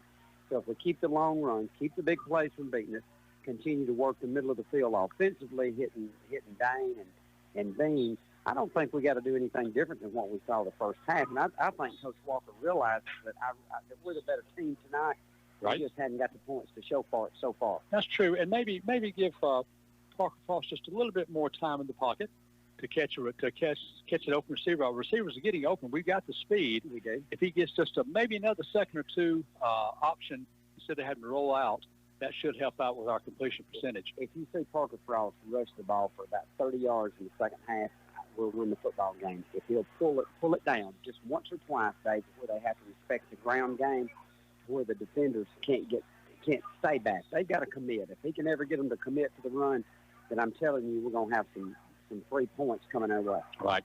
That's going to wrap up the Electrical Outlet halftime show. Remember, when you need to know, ask a pro. That's the pro, Kobe McLemore and the gang. All of them are pros down at Electrical Outlet. Be sure to see them tomorrow. We'll take a 60-second break and come back with second half action. 6-3 our score. You're listening to Red Devil Football on 97.9 Sports. This has been the LCHS Red Devil Football Halftime Report. Stay tuned. The second half is about to get underway on Classic Radio 97.9. This broadcast is brought to you by Philtech. Located in Cortland, Philtech brings you over 25 years experience formulating custom water treatment blends that meet your specific needs. Since 2014, Philtech has provided custom chemical blends for industrial boiler water and cooling tower treatments, as well as a manufacturer of aluminum salt coagulants that serve many municipalities. From 50 pounds to 45,000 pounds, they can take care of the treatments you need. 256-637-2843. That's Philtech in Cortland. Locally owned and operated, Brewers Heating and Air Conditioning has proudly served this area with the finest in heating and air conditioning for over 40 years. Building a new home? Remodeling a home? You can trust Norman, Chad, and all the folks at Brewers Heating and Air for your heating and cooling needs. They offer free estimates, available financing.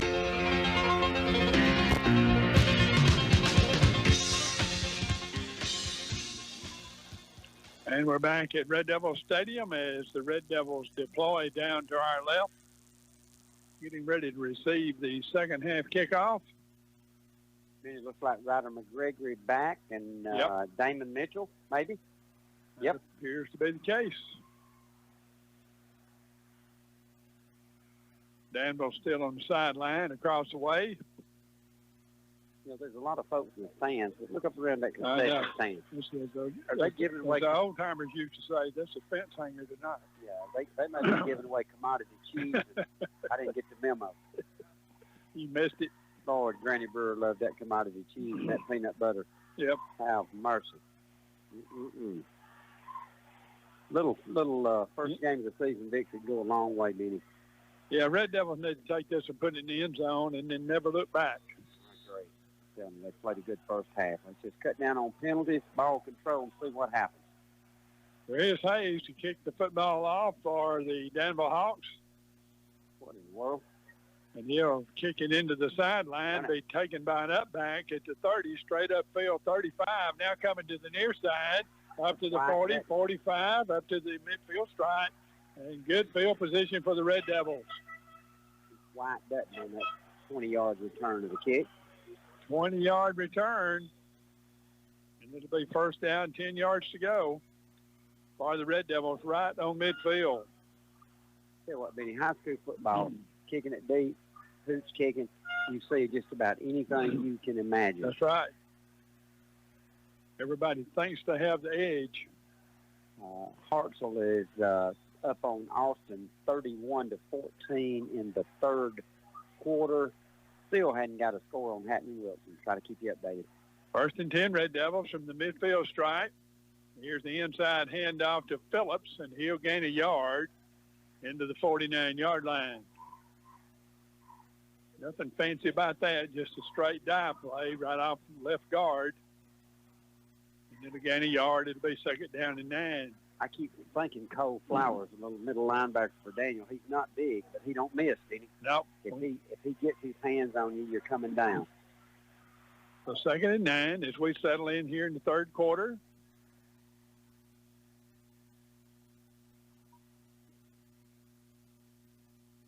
Frost again. Handles it to Phillips right up the middle, inside to 45, into about 44. The two straight dive plays, if you will, into the 45, closer to the 44, and it'll be third down. Phillips and Flowers. Phillips runs it, Flowers tackles him. So. Two-man game right now. It is. So third down and a long 4 at the 44-yard line. First down would come just inside the Danville 40-yard line. Let's see how the Red Devils will play this one. I'd love to see Frost roll out right here and bring that ball down and keep it coming around the side wide open. There's a snap. He's going to throw it. Right side. Throws it over the middle. It's caught. Hey! Man in the open field. Inside the 10 to the 5. They'll not catch him. It's a Red Devil touchdown. And there's no laundry on the field, folks at home, so don't worry about a flag coming in late. 44 yards, passing catch to Braylon Dame. Right over the middle of the field, Benny. It was, and he almost didn't get that one away. Yeah. Boy, he has got some more kind of a release, though. I mean, it's gone. When he does so, it doesn't take it long to get there. Well, Dame showed some pretty good legs there. Here's Eric Gordon to kick the point after. Red Devils got a man late checking in. Yeah, Jesse Carty coming on, getting set. He does a great job. Little ball getting the tee set. Gordon checking him out. All this happens with 10:26 to go in the third quarter. Low snap again. Kick is away. Got plenty of leg. And the kick is good. Could have been good from 45 yards. I thought he hit Daddy's shed. 10-6. Red Devils take the lead. We're back in 1 minute.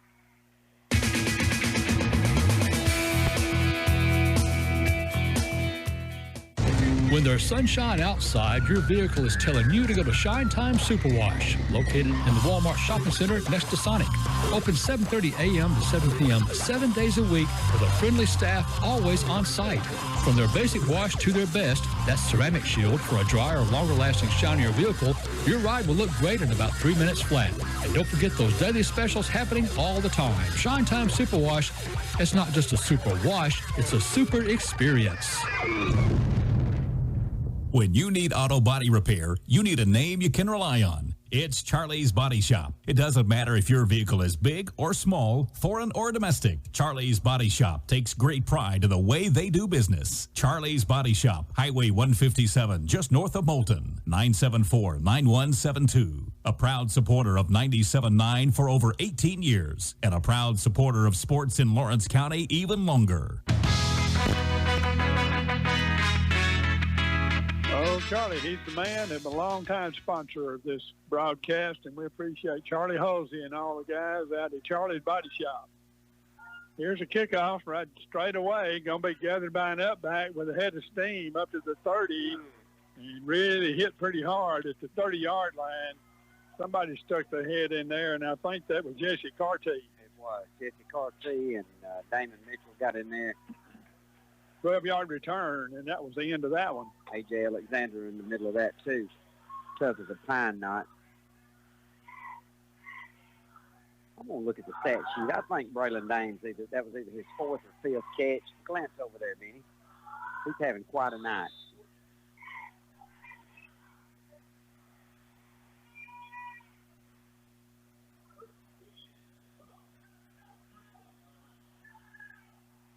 Fifth catch for 83 yards. Not a bad Not a bad night. Not a bad half in 3 minutes. Here's the turn. Here's the give to the little running back for Danville. He'll gain a yard. Not much there for little 13. That's Cody Barber. Pretty good job on the left side over there. Yeah, it was. And I tell you what, Benny. Caden Norwood, I think. Yeah, Caden Norwood and Nathan Mitchell has just about decided that if you do get past the line of scrimmage, that's just about far enough. Somebody's sitting to pay. Yeah, they're going to pay. We just got to be careful right here to take the right angles and don't let number 2 get outside. Make them work for it. They pretty well decided to stay with him. It looks like that Ellenberg has been in there very few plays at quarterback. And now somebody different's in there, so watch out. Yeah, little Taylor's in the backfield. Yeah, he's a wing back. There's a loose football. And Red Devils might have it. And they do. Look out. Wyatt Dutton comes out there with it.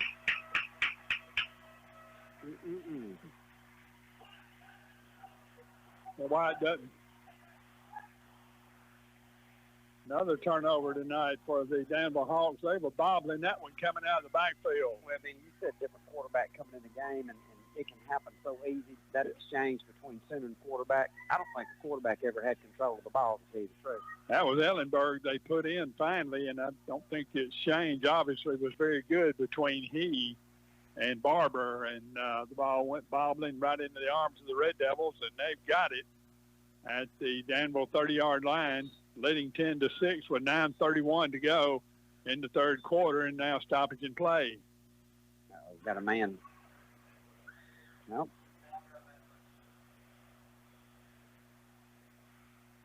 So now we're ready to go, looks like.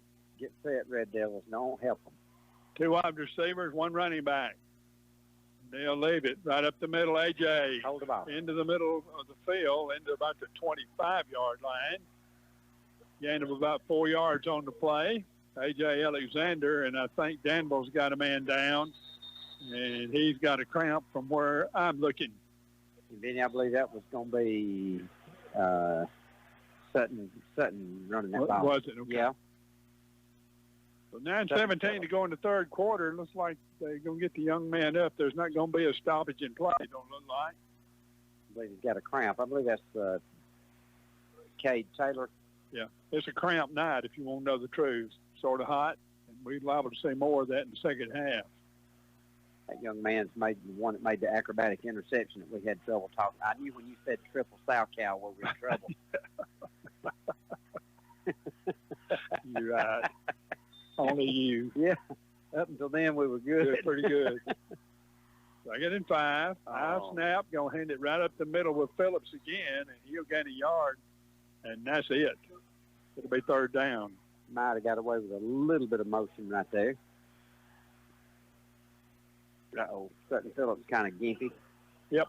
Here's A.J. Alexander in the ball game in his stead on third down and about 5. I'd say a little swing pass or a little button hook type pass would be in order here. Talk to me. Pretty good little duo right there with Phillips and Alexander. Stay fresh. They do a good job of hanging on to the football because they both had their block right. Brody Beam and Ellenberg going at each other down here. Here it is over the middle, and it's called right in and out of the hands, and that'd been a touchdown. That was a BB thrown right across the middle, and the Red Devils just could not hang on to it. Caden Ware had it right off his fingertips, and it'll be 4th down. Boy, the boy, he ran a heck of a route right there. He sure did. He come open just as the ball was right on the money. So let's see if the Red Devils are going to go for it or punt, and I don't see them punting, to be honest with you. No, I think you got to go right I think here. you might as well go on 4th and 5. Just got to stay set right here. Don't do anything. Don't help the defense. Kobe Sire and Big Tion Day. Now we got a stoppage in play. Is Danville going to call timeout? And they are. So the Hawks will take a timeout, their first one of the second half, and talk about it as the Red Devils going for it on 4th down and 5. 8:28 in third quarter. Red Devils have gotten the lead, 10-6. We're back in 30 seconds. Are you an enthusiastic sports fan? Want to have fun and get in on the action? Heck, yes. That'd be awesome. Have great attention to detail? Want to stay active? Definitely. Want to give back to the student athletes in your community? Obviously, yes. Then you'd make an excellent high school sports official. We need more officials in Alabama because with no high school officials, there are no high school sports. Sign up today at highschoolofficials.com. Double bang. 8:28 to go in the third quarter. Red Devils lead at 10-6 over the Hawks. And now have the ball at the Danville 21-yard line, 4th down and 5 when play resumes. Big line coming out, Brent Hill and White Knight. Cooper Wilkerson's had a heck of a night too, Benny. Yes, he has. Hadn't had a single malfunction exchange between he and Parker Frost. And if you're going to run a shotgun in high school, you got to have a good snap. 5 wide receivers, no blocking back. Frost by himself. Here comes a rush. He'll step up in the pocket. Now he'll take it and run. He should have a first down inside the 20, and he will. That's what you got to do. All the way into the 15-yard line, 1st and 10.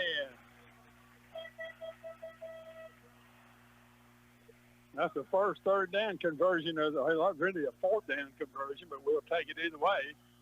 First down, number 7 in the ball game, 17 yards, 1st and 10.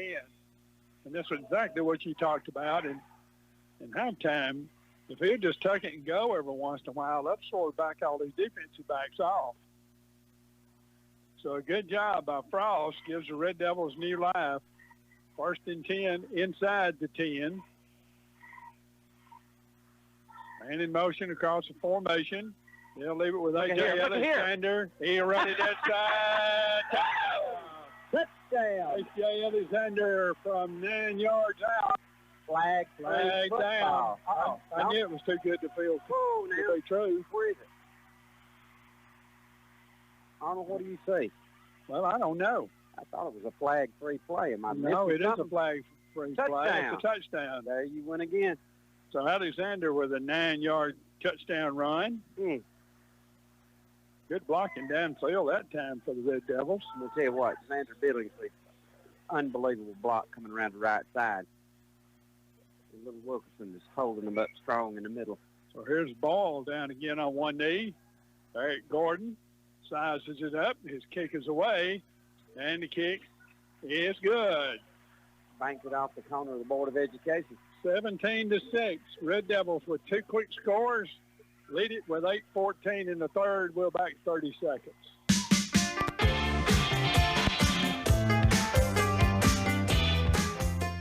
Stop at Guthrie's, the original golden fried chicken finger specialist, and you'll see why people drive from everywhere or have DoorDash deliver to you that golden fried chicken. There's the Guthrie's box with chicken fingers, fries, homemade slaw, Texas toast, and that delicious one-of-a-kind sauce. And if you're eating light, Guthrie serves salads with a choice of grilled chicken, too. Pickup or delivery, Highway 157 in Moulton.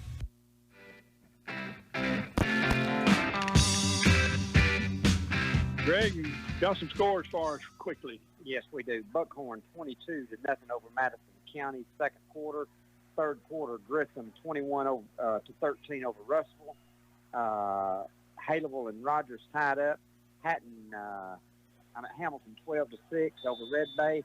Hatton leading Wilson third quarter 14-12. All right. Thank you very much. And thank you, Jeremy Phillips, for helping us out with some scores. Here's Gordon's kick, going to be gathered by Barber. He'll try to cut it to the outside, and he'll be chopped down at the 32-yard line. Wait a minute. No reason for this. There's a whole lot of extracurricular, and sometimes the last guy's the one that gets caught. But there was a Danville guy had body slammed one of the Red Devils, and now here's a second flag. Oh, Three flags. It's time to get us off the field. Four flags. All right. While we're waiting on them to clear out the laundry out there, Ryder McGregor, great tackle on Gage Taylor coming around the end. And I'm telling you cannot let them get outside, and I don't know what happened after that in the middle of the field. But that's twice tonight that Ryder McGregor has, in my opinion, made a tackle that saved a lot of yardage. May not have saved a touchdown, but So the officials are discussing a whole lot of stuff. All I saw was there was a Danville man on top of a Red Devil. That's all I can tell you. But you're right. This is probably going to be offsetting and everything else. All right, personal foul against Danville. Yep. Personal foul against the Red Devils. Offsetting penalties. Yep. Play ball. Play ball, and they'll get out their little book, and they'll write them both down, and if they do it again, they'll get to go sit my mama. That's right. But, hey, you know, here's the thing. We're up 17-6 in a big home ball game. There's no reason to get into a contest doing anything other than playing football. Coach Walker's talking to the white hat right now. Well, the ball has been advanced into the 45.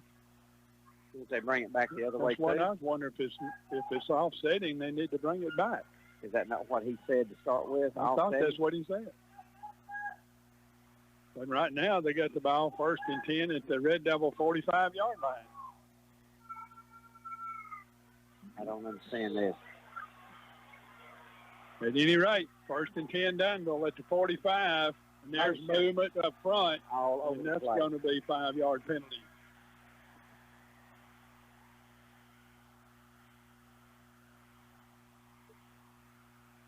Fans are very restless down below. Yeah. The village is awake. Yeah, the village is awakened.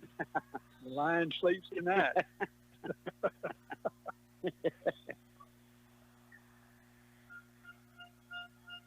All right. The ball back at the 50-yard line now after the 5-yard penalty, and it'll be 1st and 15 for the Hawks. Single coverage out wide. Here's a given in the middle. Ellenberger going to try to run down the run. Big guy, that's Barber, and down he goes. Red Devils are just a little bit fired up. Yeah. Uh-oh, we got a Red Devil down right here, too. Nathan Mitchell made a great play. Made the play. Yeah. And somebody got tangled up in all the fray, I think. And he's going to hop up. Might be an ankle. That's going to be White Kelso. He's played a heck of a game over on the defensive end. We need to. The encore lady's trying to run him down. He needs to wait on her. So Jesse Carty will come in right in behind Kelso. Those two have been swapping in and out, moving Christian Graham, over to the far side. That's another loss on the play. It's 3rd and long, and he'll leave it right up the middle with a running back, and down he'll go at 49. It didn't take Jesse Carty long to make his presence known, did it? Nope, not long at all. A good backside tackle right there by number 5. Well, it's 3rd down and 15. I thought it was 4th down, but that's what I get for thinking. 3rd different defensive line we've had in the last 3 plays. Cooper Wilkerson, our center, has come in at guard. 2 for 9 are the Hawks tonight on 3rd down. At the 49. Let's see what they'll do. I wouldn't go to sleep on number 8 wide. Here's Taylor. He fakes into the middle, rolling right. They got him corralled. Going to throw it away. Easy. Good job by Wyatt Dutton as he was right in his mustache in number 2 that time. And it'll be punting time for Danville. they saw number 8, single coverage far side. But I'm telling you, Ryder McGregory took every step he took, turned around at the perfect time. Great pass rush.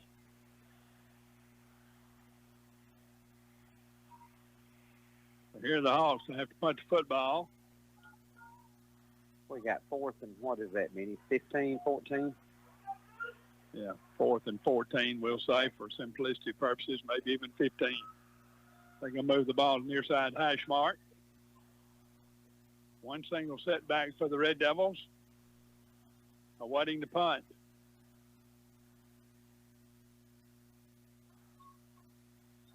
There's the kick. Wobbler over to the right side. Red Devils are going to grab it, trying to get away, trying to spin away, and they do. Coming to the near side with a block. In the open field, 35-40.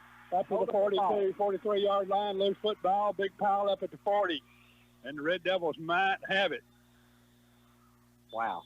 30-yard punt with a 23-yard return so far. And let's see if the Red Devils got it, and they do. O'Days has got it. Okay, Big D. Big D. Tion. So first down and 10 Red Devils. Dawson Mitchell on the return for the Red Devils. I thought we were fixing to see tail lights for just a minute. Yeah, he was close to showing tail lights. So it'll be first and 10 Devils from their own 40-yard line.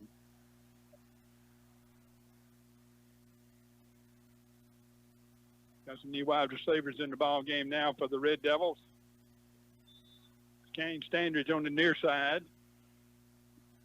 One wide out over on the far side on the first and 10. One running back, one blocking back, and they'll leave it on the left side, and down will go Phillips for no gain. A whole lot of window dressing and not much happening. I think Cameron Terry maybe moved in on the offensive line. Second and 10, 6:20 to go in the third. We're headed toward a heat timeout. Boy, you pull that guard in, it seems like they slide right in behind us. Yeah. And they're reading our mail. Same set. Wing back over on the left side, running back, fake into the middle. Now they're going to leave this one with Phillips, and Phillips almost broke out of the stack that time. But he had to end up with a yard gain, and it'll be third down. And that very well will have been the heat timeout called, and it will be. 5:54 to go in the third quarter. Red Devils with 2 straight scores lead at 17-6. We're back in 1 minute.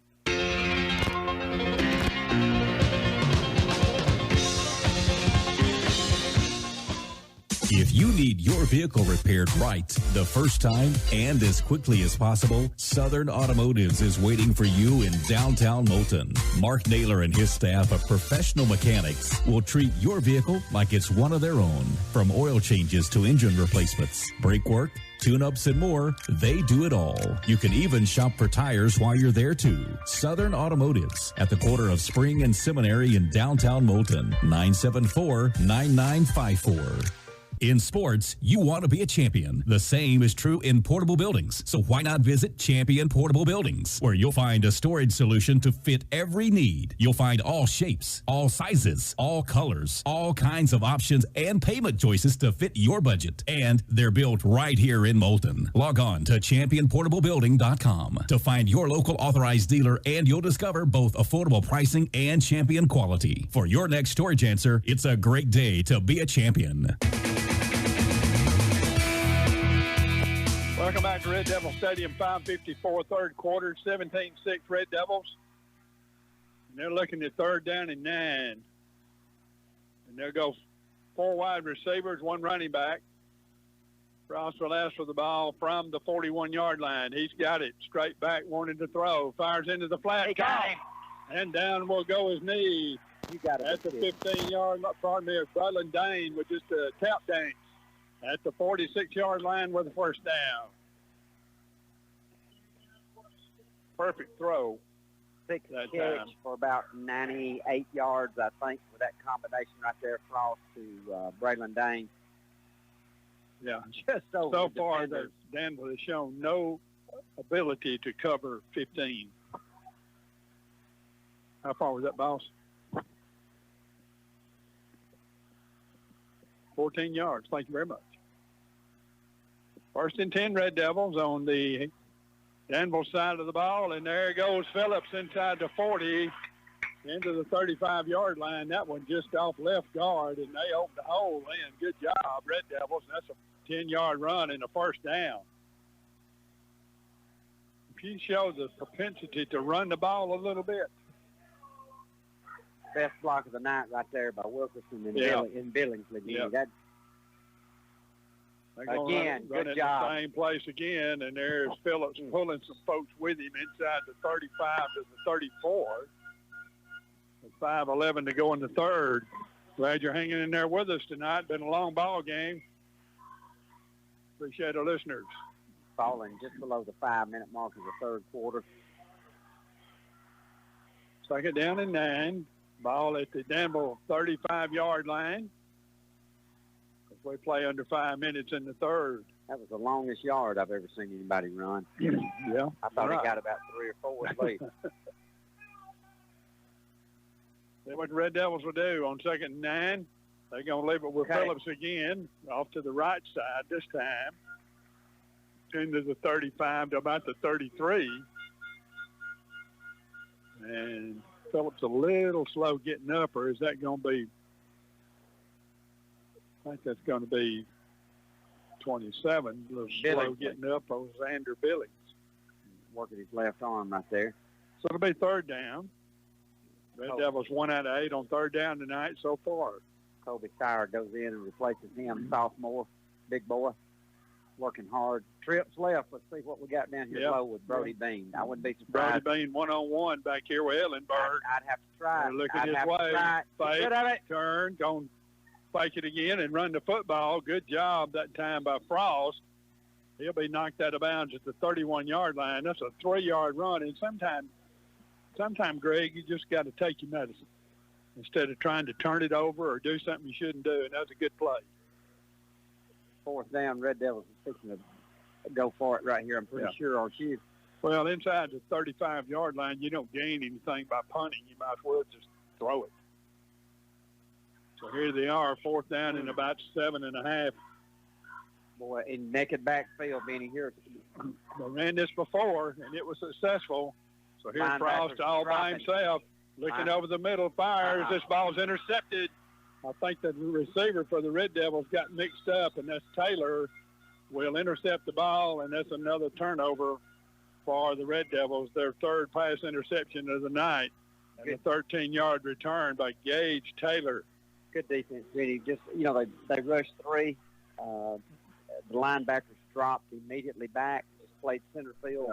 Best player on Danville's team, the quarterback right there, number 2, makes a big play, and that's what players do. I think the Red Devil receiver got lost in the shuffle. He never was able to turn around and look for the ball, and it was high and outside. So the perfect storm for Danville, and they'll get the ball to the 34-yard line with 3:04 to go in the third quarter. Time of possession this quarter has been unbelievable for the Red Devils.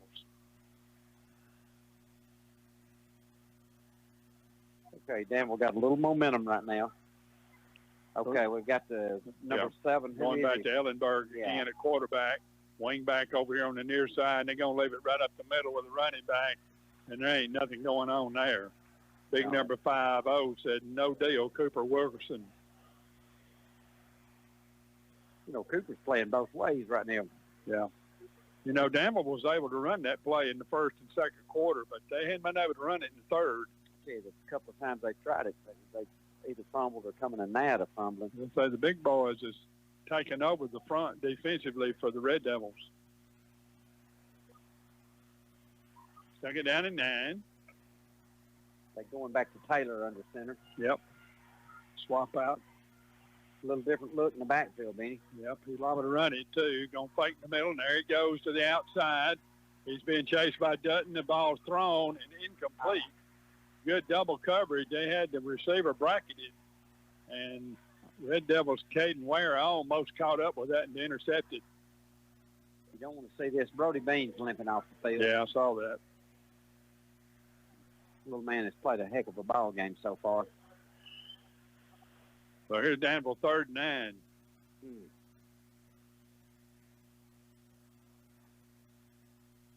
See how they'll play this one. 2:14 to go in the third quarter. Incomplete pass stops the clock.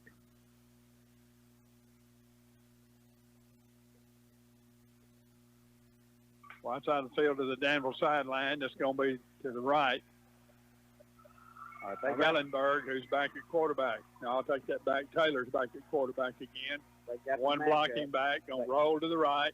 Going to throw a little throwback screen. Incomplete. Little throwback screen was just thrown too low. Thank goodness. Yep. Red Devils had rushed on the far side. They had that hemmed up, but if that'd been a good pass, it'd have gone somewhere. Yeah, it would have. So Danville, I don't know whether they're going to punt or not. They very well now. Here comes the punting team very late onto the field. A couple of minutes and 11 seconds left in the third quarter, which has basically been all red and white. It has been all red and white. Dawson Mitchell goes deep for the Red Devils. He'll camp back at about his own 33-yard line awaiting the punt. Mr. Mitchell just needs to make sure he catches the football right here. Not sure. I'm not sold out that Danville's going to kick this ball for some reason. They are. Low line drive. Red Devils will see it scoot by Mitchell. He's still on his feet trying to run the ball down. Still on his feet. And did he get it? Yes, he did, by the skin of his teeth. He got down on his knees and for whatever reason couldn't get up. Panic. And almost cost the Red Devils a turnover after a 43-yard punt. Man, that was close. So the Red Devils will have the ball with 2 minutes to go in the third quarter.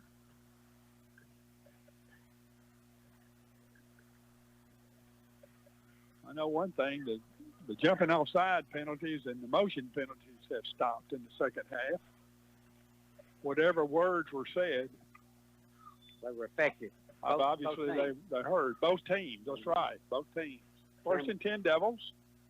Here on the give to Alexander on the inside. He's got room, tries to bounce it to the outside, still on his feet. Coming back to the near side. Now he's got blockers, and here you're going to get blocking in the back. You always will.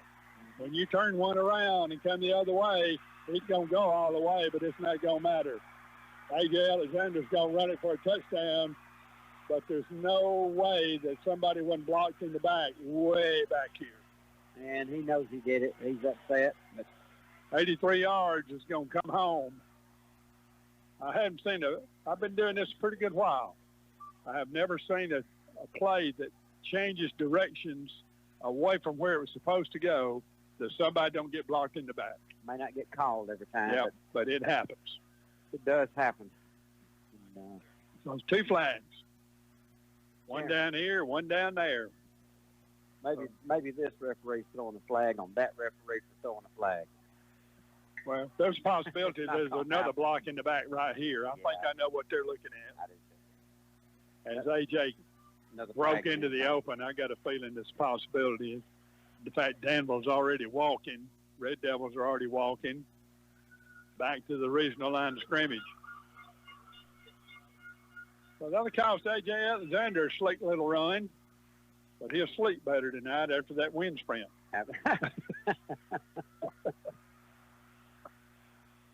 Great run. I tell you, the young man is tough as a pine knot. Right. While we're waiting on the smoke to clear here, with the Red Devils holding on to a 17-6 lead with 1:38 to play in the third quarter.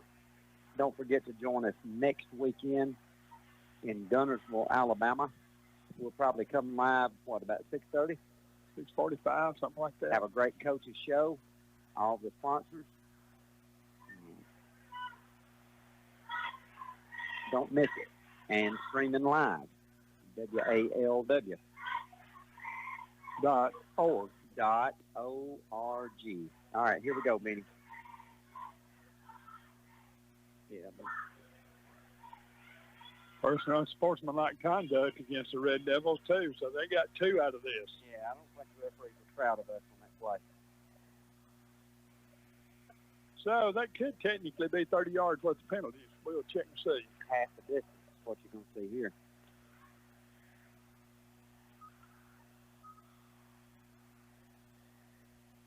We're going to start walking at the 19-yard line of the Red Devils.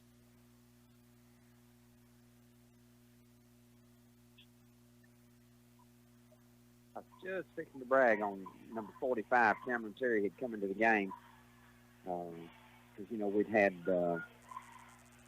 Carty come in for Kelso, and also then Cameron Terry had come in, and he's what sprung the hole over on the left side of the Red Devil offensive line.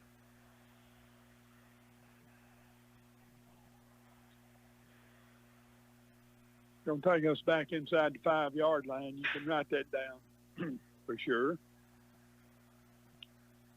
They just did half the distance. And then when they set the ball down, then they did half the distance again. Yes, that's right.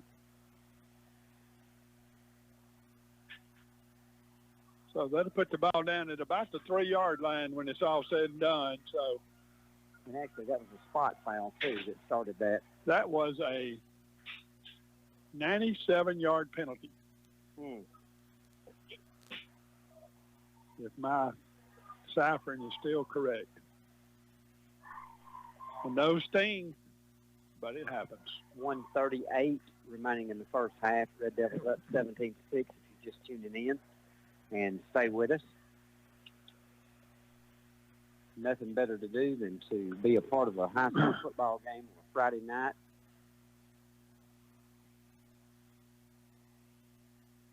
So here are the Red Devils.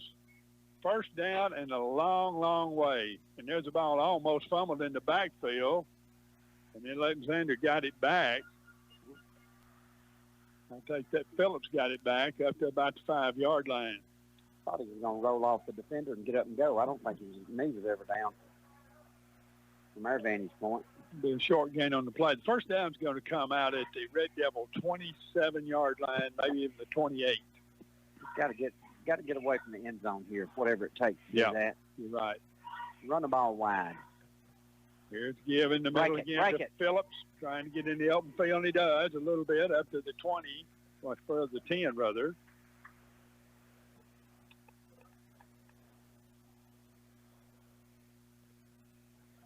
So it'll be third down in a while, third and about 20. Red Devils hadn't fared a whole lot better than Danville has tonight on third down. On the ground, we've spent all night between the tackles, haven't we? Yes, sir, pretty much. Tried to go wide once or twice, but not much. I'd love to follow old Maddox Denham around that left side just to see what happens for kicks and giggles. Little skinny post right here for about 30 yards would be sweet. There's Parker back, going to lob it up to the near side. Get out of bounds. Get out of bounds. There's Phillips. Got hit really hard, the helmet right on the football, and it went bounding out of bounds, thank goodness. And the Red Devils will hang on to the ball. So with 15 seconds left to go in the third quarter, it'll be punting time for the Red Devils. So an 83-yard touchdown run nullified by unsportsmanlike conduct and a blocking in the back turns out to be the undoing for the Red Devils, as Billings will go in his own end zone to punt the ball.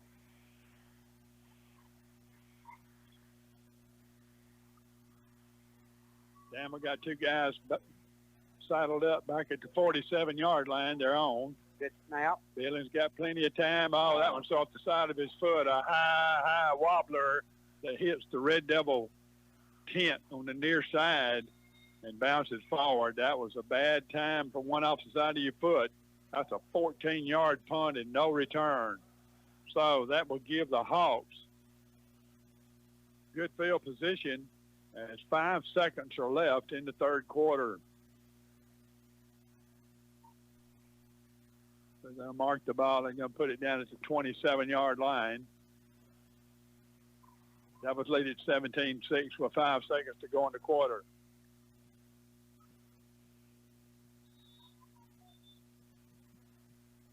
What time does your sermonette show come on there, David? What time does sermonette come on? Got you. This is almost like the seven overtime game. First and 10, Danville. There's a man moved. Loose football. Did the Red Devils get it? Cooper Wilkerson. Cooper Wilkerson again. 4th turnover of the ball game for Danville. That took 2 seconds. I'll tell you what, Benny, when you're trying to consistently run 2 different quarterbacks in high school football, you notice how many times that happens. Man. What's the old saying? If you got 2 quarterbacks, you have no quarterbacks. Yeah. That's what a college coach will tell you pretty quick. I can't believe Christine Allman didn't think of that. Oh, man. Good on Miss Allman. I'm telling you. All right, here we go. 1st and 10. Inside handoff. There into the open field. 40, 45, 50. I thought Dutton coming down the sideline. I don't think they will catch him, and they won't. Flag-free football. I don't want to show some speed. I'm going to tell you, 72 yards, and with no time left on the clock, in the 3rd quarter, the Red Devils go up 23-6. Hey, what a time to put a big back in. You know, we've been nickeling and diming them a little bit with Sutton and AJ, and he broke what? He broke about 2 tackles, and that was it. Party was over. Tell you what, it wasn't nothing left but the sad singing and slow driving. Slow walking.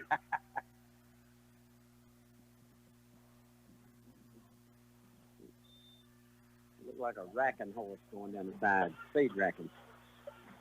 Once little Jack Boy will get that tee just right for old Gordon. So with no time on the clock, Eric Gordon is in to attempt the point after. Ball's on the tee, kick is away. It's a low liner. It's up there, and it's good. 24-6. Red Devils explode in the 3rd quarter, and they lead Danville 24-6. We'll be back in 1 minute.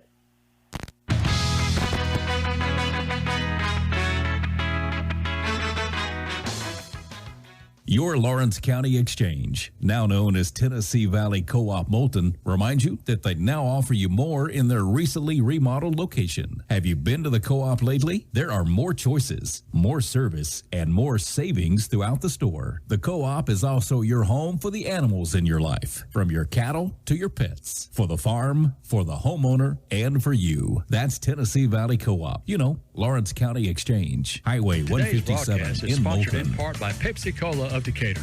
Pepsi Cola has always been a big part of any sporting event or special event in Lawrence County. Hey, look around. You see Pepsi signs everywhere. Every point scored during a high school game in Lawrence County has been displayed on a Pepsi Cola of Decatur scoreboard. How about that? So when you need refreshment, look for that Pepsi, Mountain Dew, or Aquafina sign wherever you buy groceries. Pepsi Cola of Decatur, you know they're big in Lawrence County. Welcome back to Red Devil Stadium, where Wyatt Dutton runs at 72 yards, virtually with no time left on the clock in the 3rd quarter, to give the Red Devils the back end of an explosive 3rd quarter. It was a 6-3 ball game at halftime, and now it's 24-6 as the Devils have come to play in the 3rd quarter. One thing they did, Greg, is they got rid of the penalties. Had a couple, had one that cost them a touchdown, but by and large, they have put on the thinking helmet for sure and executed some really good plays. See, it's, getting to the 14-yard line with punt. It didn't have a good punt, but still got the ball out of the end zone. And then to be able to get that turnover beating at the most opportune time, that's what the Red Devils, last year there were 4 games that if we'd have had one break, our season would have been different. It would have been a 4-6 ball team.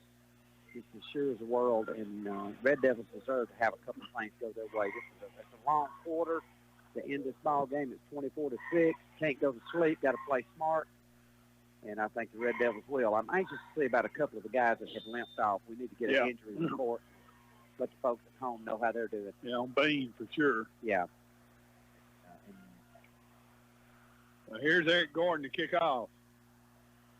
This kick is away, and he got a foot in that one. He nailed it. Drives him back deep, 10, 15, going to the far side, Cameron 20. Terry. Down he'll go. Cameron Terry rides him down like a bulldog. Wow. Did he come from the near side of the field? 7-yard return. Good angle right there, Mr. Cameron Terry. So 1st and 10 for the Hawks. They're going to put the ball down to 17-yard line. Ryder McGregory a little bit slow, walking to the sideline. Brody Bean is back up in the game, so that's a good sign. Yeah, I think he's going to be out there for McGregory right now. Yeah, Dawson Mitchell is back getting around healthy again. Xander Billingsley is not limping.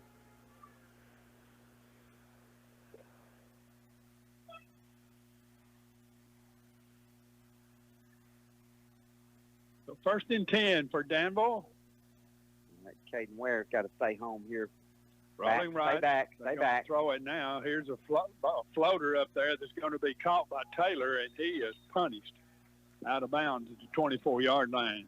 Nathan Mitchell, number 29, the first man to get there. Yep, he was there. Caden Ware was there. Had a lot of help. That was a different quarterback, Benny, if I'm not bad wrong. I don't think that was Ellenberg. Gained about 7 yards on the play. We'll check it as soon as they settle in here. Yeah, he threw it. Yeah, that was Ellenberg. Was it? Okay. At least he's getting the plays right now. Let's put it that way. Okay.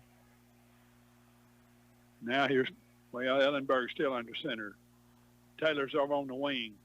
They're going to turn, leave it with their fullback right up the middle. He's going to run a couple of plays up across the 25, 28-yard line. Xander Billings got a hand on him. Also in there on top of him, Braylon Dame. Should be a first down for the Danville Hawks. They're 9th. They've been hard to come by here in the second half. Benny, Danville may be about a half a step slower than they were when the game started. The Red Devils have shown no sign of slowing down. No. I don't know if we're in a little better shape, a little better condition, but I'm telling you, defensive line, offensive line, I've kept up with it. We've been running people in and out all night. When you've got about 7 kids that you can play both ways, it makes a big difference. It does. We've been there and done that before. I'm telling you. There's a ball near the fumble. Here on the left side is Ellenberg, and he'll be spun down over on the far end. Let's see, is that 29? 29. Big night for that kid. Mitchell. Big night. -6 on the play. Both Mitchell, Nathan and Dawson both had a good night. I tell you, the Red Devil corners have got speed. They can get to you. It's the angles, man. Yep. It's all about angles. You know, Coach had mentioned it Thursday at lunch. He addressed a group of folks, and he talked about the great job that the defensive back coach was doing, and it's showing up tonight.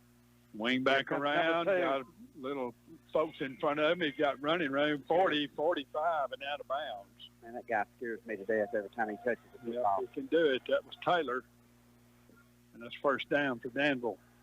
20-yard play. You can see why they don't want him at quarterback every play. They're desperate to get him the football in the open field.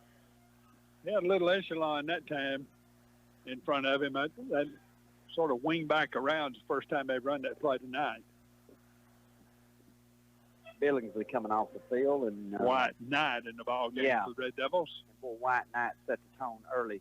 Great defense, great third down play early in the ball game to stop a Danville drive. Number 55, double nickel. Ryder McGregory back in the ball game. Back by himself in free safety. Now he's got a little help. Rolling to the right, flag down, going to throw it deep over the middle. Snipped it out. Ball up in the air, incomplete. Yeah, we got a flag down in the backfield. A little holding maybe? Well, it could be somebody went a little quick, and one of the Danville players is down. Uh-oh.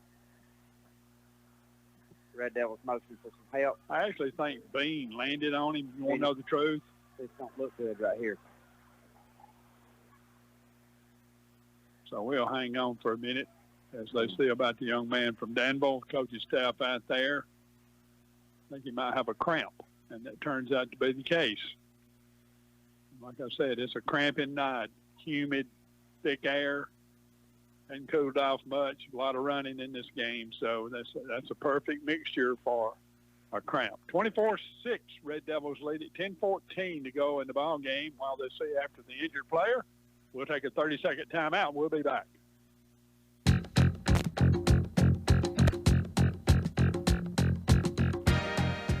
Locally owned and operated, Brewers Heating and Air Conditioning has proudly served this area with the finest in heating and air conditioning for over 40 years. Building a new home? Remodeling a home? You can trust Norman, Chad, and all the folks at Brewers Heating and Air for your heating and cooling needs.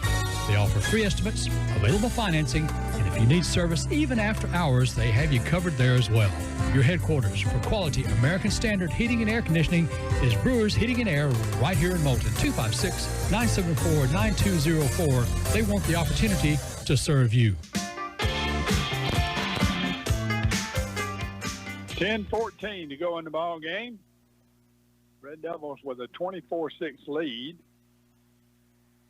Injured player for Danville had a, did we have a flag down over there? They're going to call pass interference or something like that. We fit to see and check and see. Motion. We got two flags. Motion. Okay.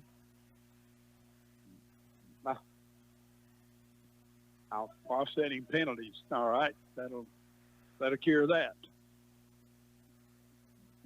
They call pass interference back here and motion back here on this end. I thought that Bean might have got there just a little early. How can that be offsetting? Well, there's just two penalties. Doesn't matter how far they are. One did one, one did the other. Yeah, but I wanted the red team to come out on top. Oh, you did. Take that up with the guy next to you. Had an old boy said all things being equal. I know it, but it wasn't equal. Yeah. My Uncle Jimmy would say, would you allow that? Oh, man. So we're back to 1st and 10 after all things sift out. Benny, how long have you been doing this? 30 what? 30 is my 33rd year. 33rd year. It'd be 40 if we'd had a radio station for 7 years. I don't know. Had kind of a little lull in there. Lull in time there. Here we go. 1st and 10, Danville turns, leaves it with the last man through, and he got 4 or 5 yards up to about midfield. Everybody falling forward. Good job in there. Knight in on the stop. 2nd down and 5. Yeah, it's been a fun trip all the way, I tell you. It's put me in some spots I thought I'd never be in to witness some really great sports. I'm telling you.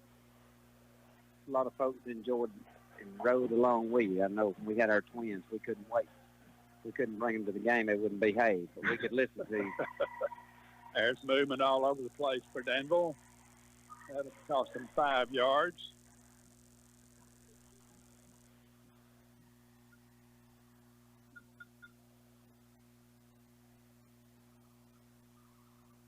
Patch has been a good Friday night widow, if you know what I mean. I'm telling you.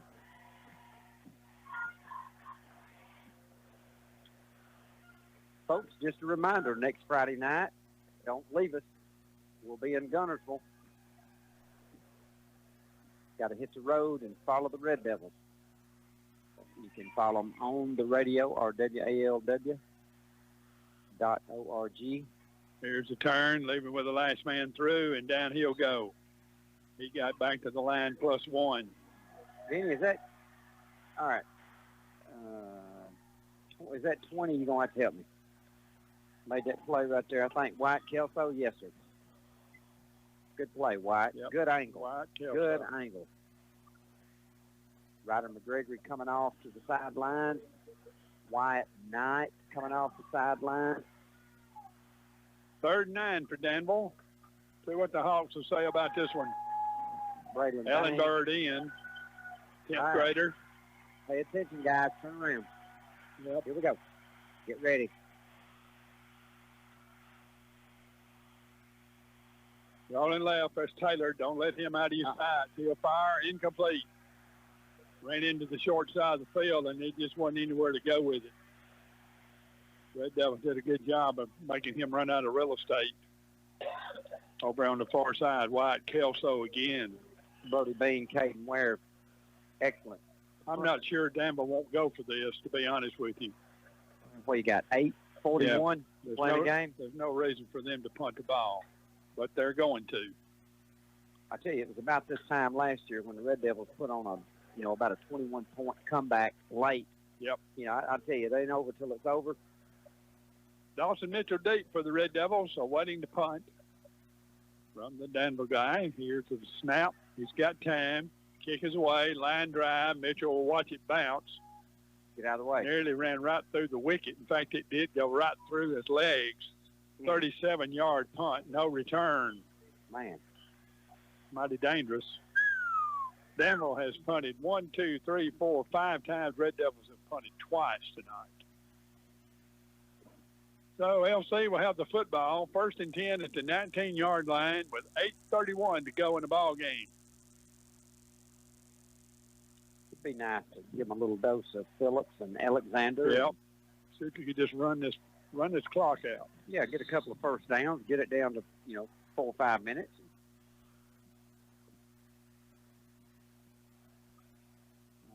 Cooper Wilkerson leading them out. Frost is there. Who's in the backfield? Sutton Phillips. Yep. Kane Standridge over on the far side. Maddox Denham wide left. Here's the turn right up the middle with Phillips. He had a little spot there for a minute. He closed in a hurry, and down he'll go after a yard. Danville does a good job sliding off the block. You notice how they do, Yeah. The Red Devils trying to hold the block, but when they use the word hold, you got to be careful. 8:10, 8:09 to go in the game. Keep running, clock. 2 wide receivers, make that 3 wide receivers now. Slot receiver up over the other side. A lot of room on the right side over there with Standridge. Yep, Kane's out wide right. They're not going to run it. They're going to leave it up the middle with Phillips up to the 20-yard line. So 3rd down.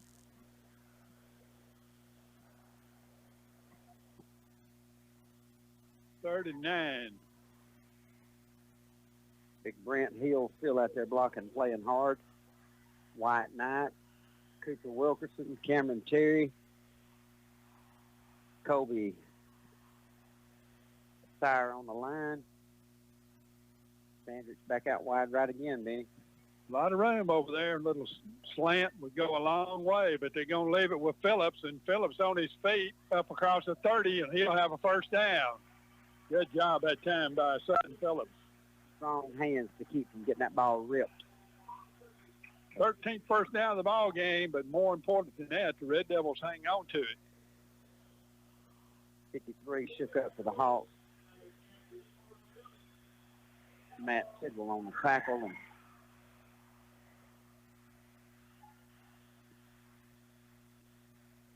clock running with 6:45 to go in the ball game. Next week we're headed to Gunnersville. I think Greg's already mentioned that. We'll be on the air at 6:45. Hope you'll join us. We might have moved, got away with it. Phillips has run the ball 20 times now for about 54 yards, 55 yards, something like that. We probably rushed the ball 30-plus times tonight, 32 or 3 times. The record in this series for rushing attempts by the Red Devils is 44. We've got quite a few stats provided to us. Robert Montgomery just done sir. A marvelous job. Yeah, 44 attempts in 1991 in this game. And this even goes back to Ike Bracken days. Yep, sure enough. Ike Bracken's war number 20, war number 21. On the corner, there's Ryder McGregory outside 10, 11, 12 yards. Boy, he showed a little speed. Looked like a phone call. His daddy could run through a phone booth. And the door never shut. I can tell you that now. Got a score coming in, and it is a final. Congratulations to former coach Rich Dutton of the Red Devils. Grissom's 34, Russell Tigers 21. That is a final. That is a big win for the Grissom program. Congratulations, Coach Dutton. Yeah, congratulations. Going over there in the spot that was very difficult, and glad to hear that. Glad you left White with us. Big touchdown run tonight.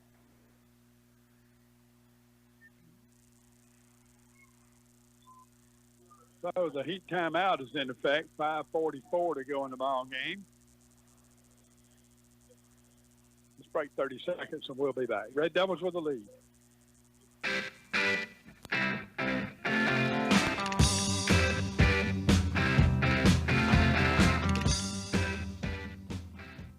This broadcast is brought to you by Philtech. Located in Cortland, Philtech brings you over 25 years experience formulating custom water treatment blends that meet your specific needs. Since 2014, Philtech has provided custom chemical blends for industrial boiler water and cooling tower treatments, as well as a manufacturer of aluminum salt coagulants that serve many municipalities. From 50 pounds to 45,000 pounds, they can take care of the treatments you need. 256-637-2843. That's Philtech in Cortland.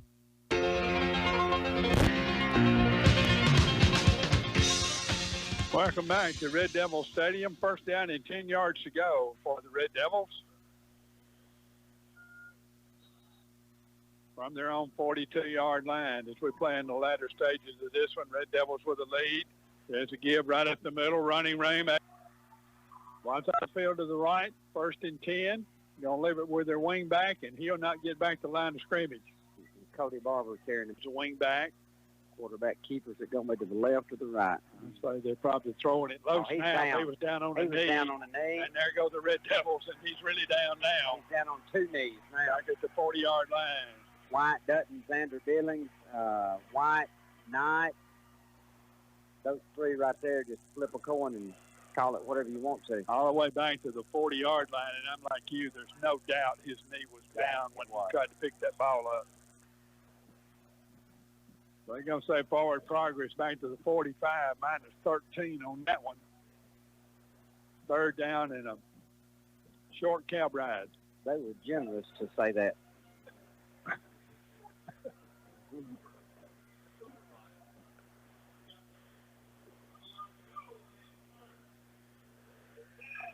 Wide receiver to the near side, wing back to the right. They'll turn, leave it right up the middle with their fullback, and the Red Devils will bulldog him in a unceremonious tackle at the 47-yard line. There's another one that'll sleep good tonight. You can show a film on finishing the play. That was it. I'd keep that one right there. Archive it. Put it on repeat. 29's coming off. He lost his helmet. The kids played a heck of a football game.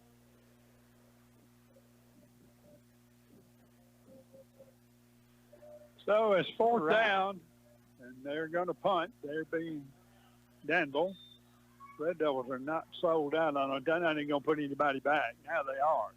There goes Mitchell.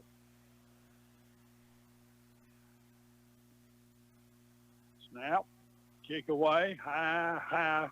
Fair catch called for and taken in at the 24-yard line. 30-yard punt. No return. Okay, barring a catastrophe, it's going to be a good night for Lawrence County football. Red Devils up 24-6 with 2 minutes and 3 seconds to go in this game with the football, first and 10 from their own 28. And right on cue, just got a final for Hatton and Wilson. Hatton won 30-19. Compliments of Mr. Jeremy Phillips finding that score for us. Thank you, Jeremy, and congratulations also to our in-county Hatton Hornets. Wilson Warriors, they're on our playbook sometime this season. Last time we did a game over there, we sat in the stands and did it. I'll never forget it. So I just hope it's not snowing or nothing when we get there. Hey, we sat under tents, sat in the rain, having to smell smoke from the concession stand like a star to death. Yeah, right up the middle. Still running. Look at AJ up to the 30-yard line. I did a state championship game with my feet dangling off a paint scaffold. You're kidding. No, sir. In Odenville, Alabama. Hazelwood Golden Bears. Chris Hood played for them. Wow. Montoya Madden played for them. You're talking about now you're back in I'm 80, back there now. Yeah. Goodness, 87, 88, 89. Yeah, somewhere right in there. Mm-hmm. Second down, 4 yards to go. Minute 20, 19, 18 to go. Hang on to the football. football. Here's a give, and there's Arnold. AJ hit from behind. I believe that's the first down, then. Yep, should be, and that might do it. 16th first down of the night for the Red Devils. I think they have to run a couple more plays.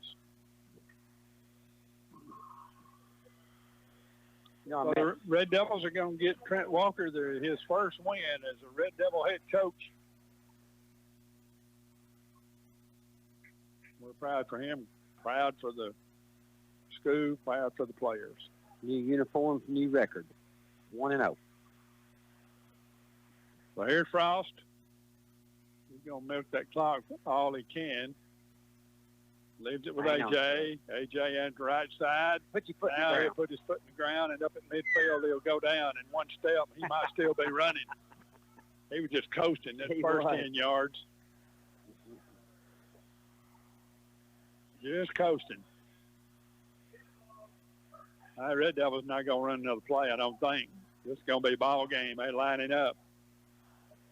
So, Mr. Jackie Birch has sent us several scores tonight, too. Appreciate that. 6 seconds, 5 seconds, 4 seconds. The Red Devils are going to win their first game in a while, and Trent Walker's going to win his first one as head coach. And there it is. Red Devils win it 24-6 with a big second half. We'll return to Red Devil Stadium, and David and you-know-who will wrap it up after 1 minute.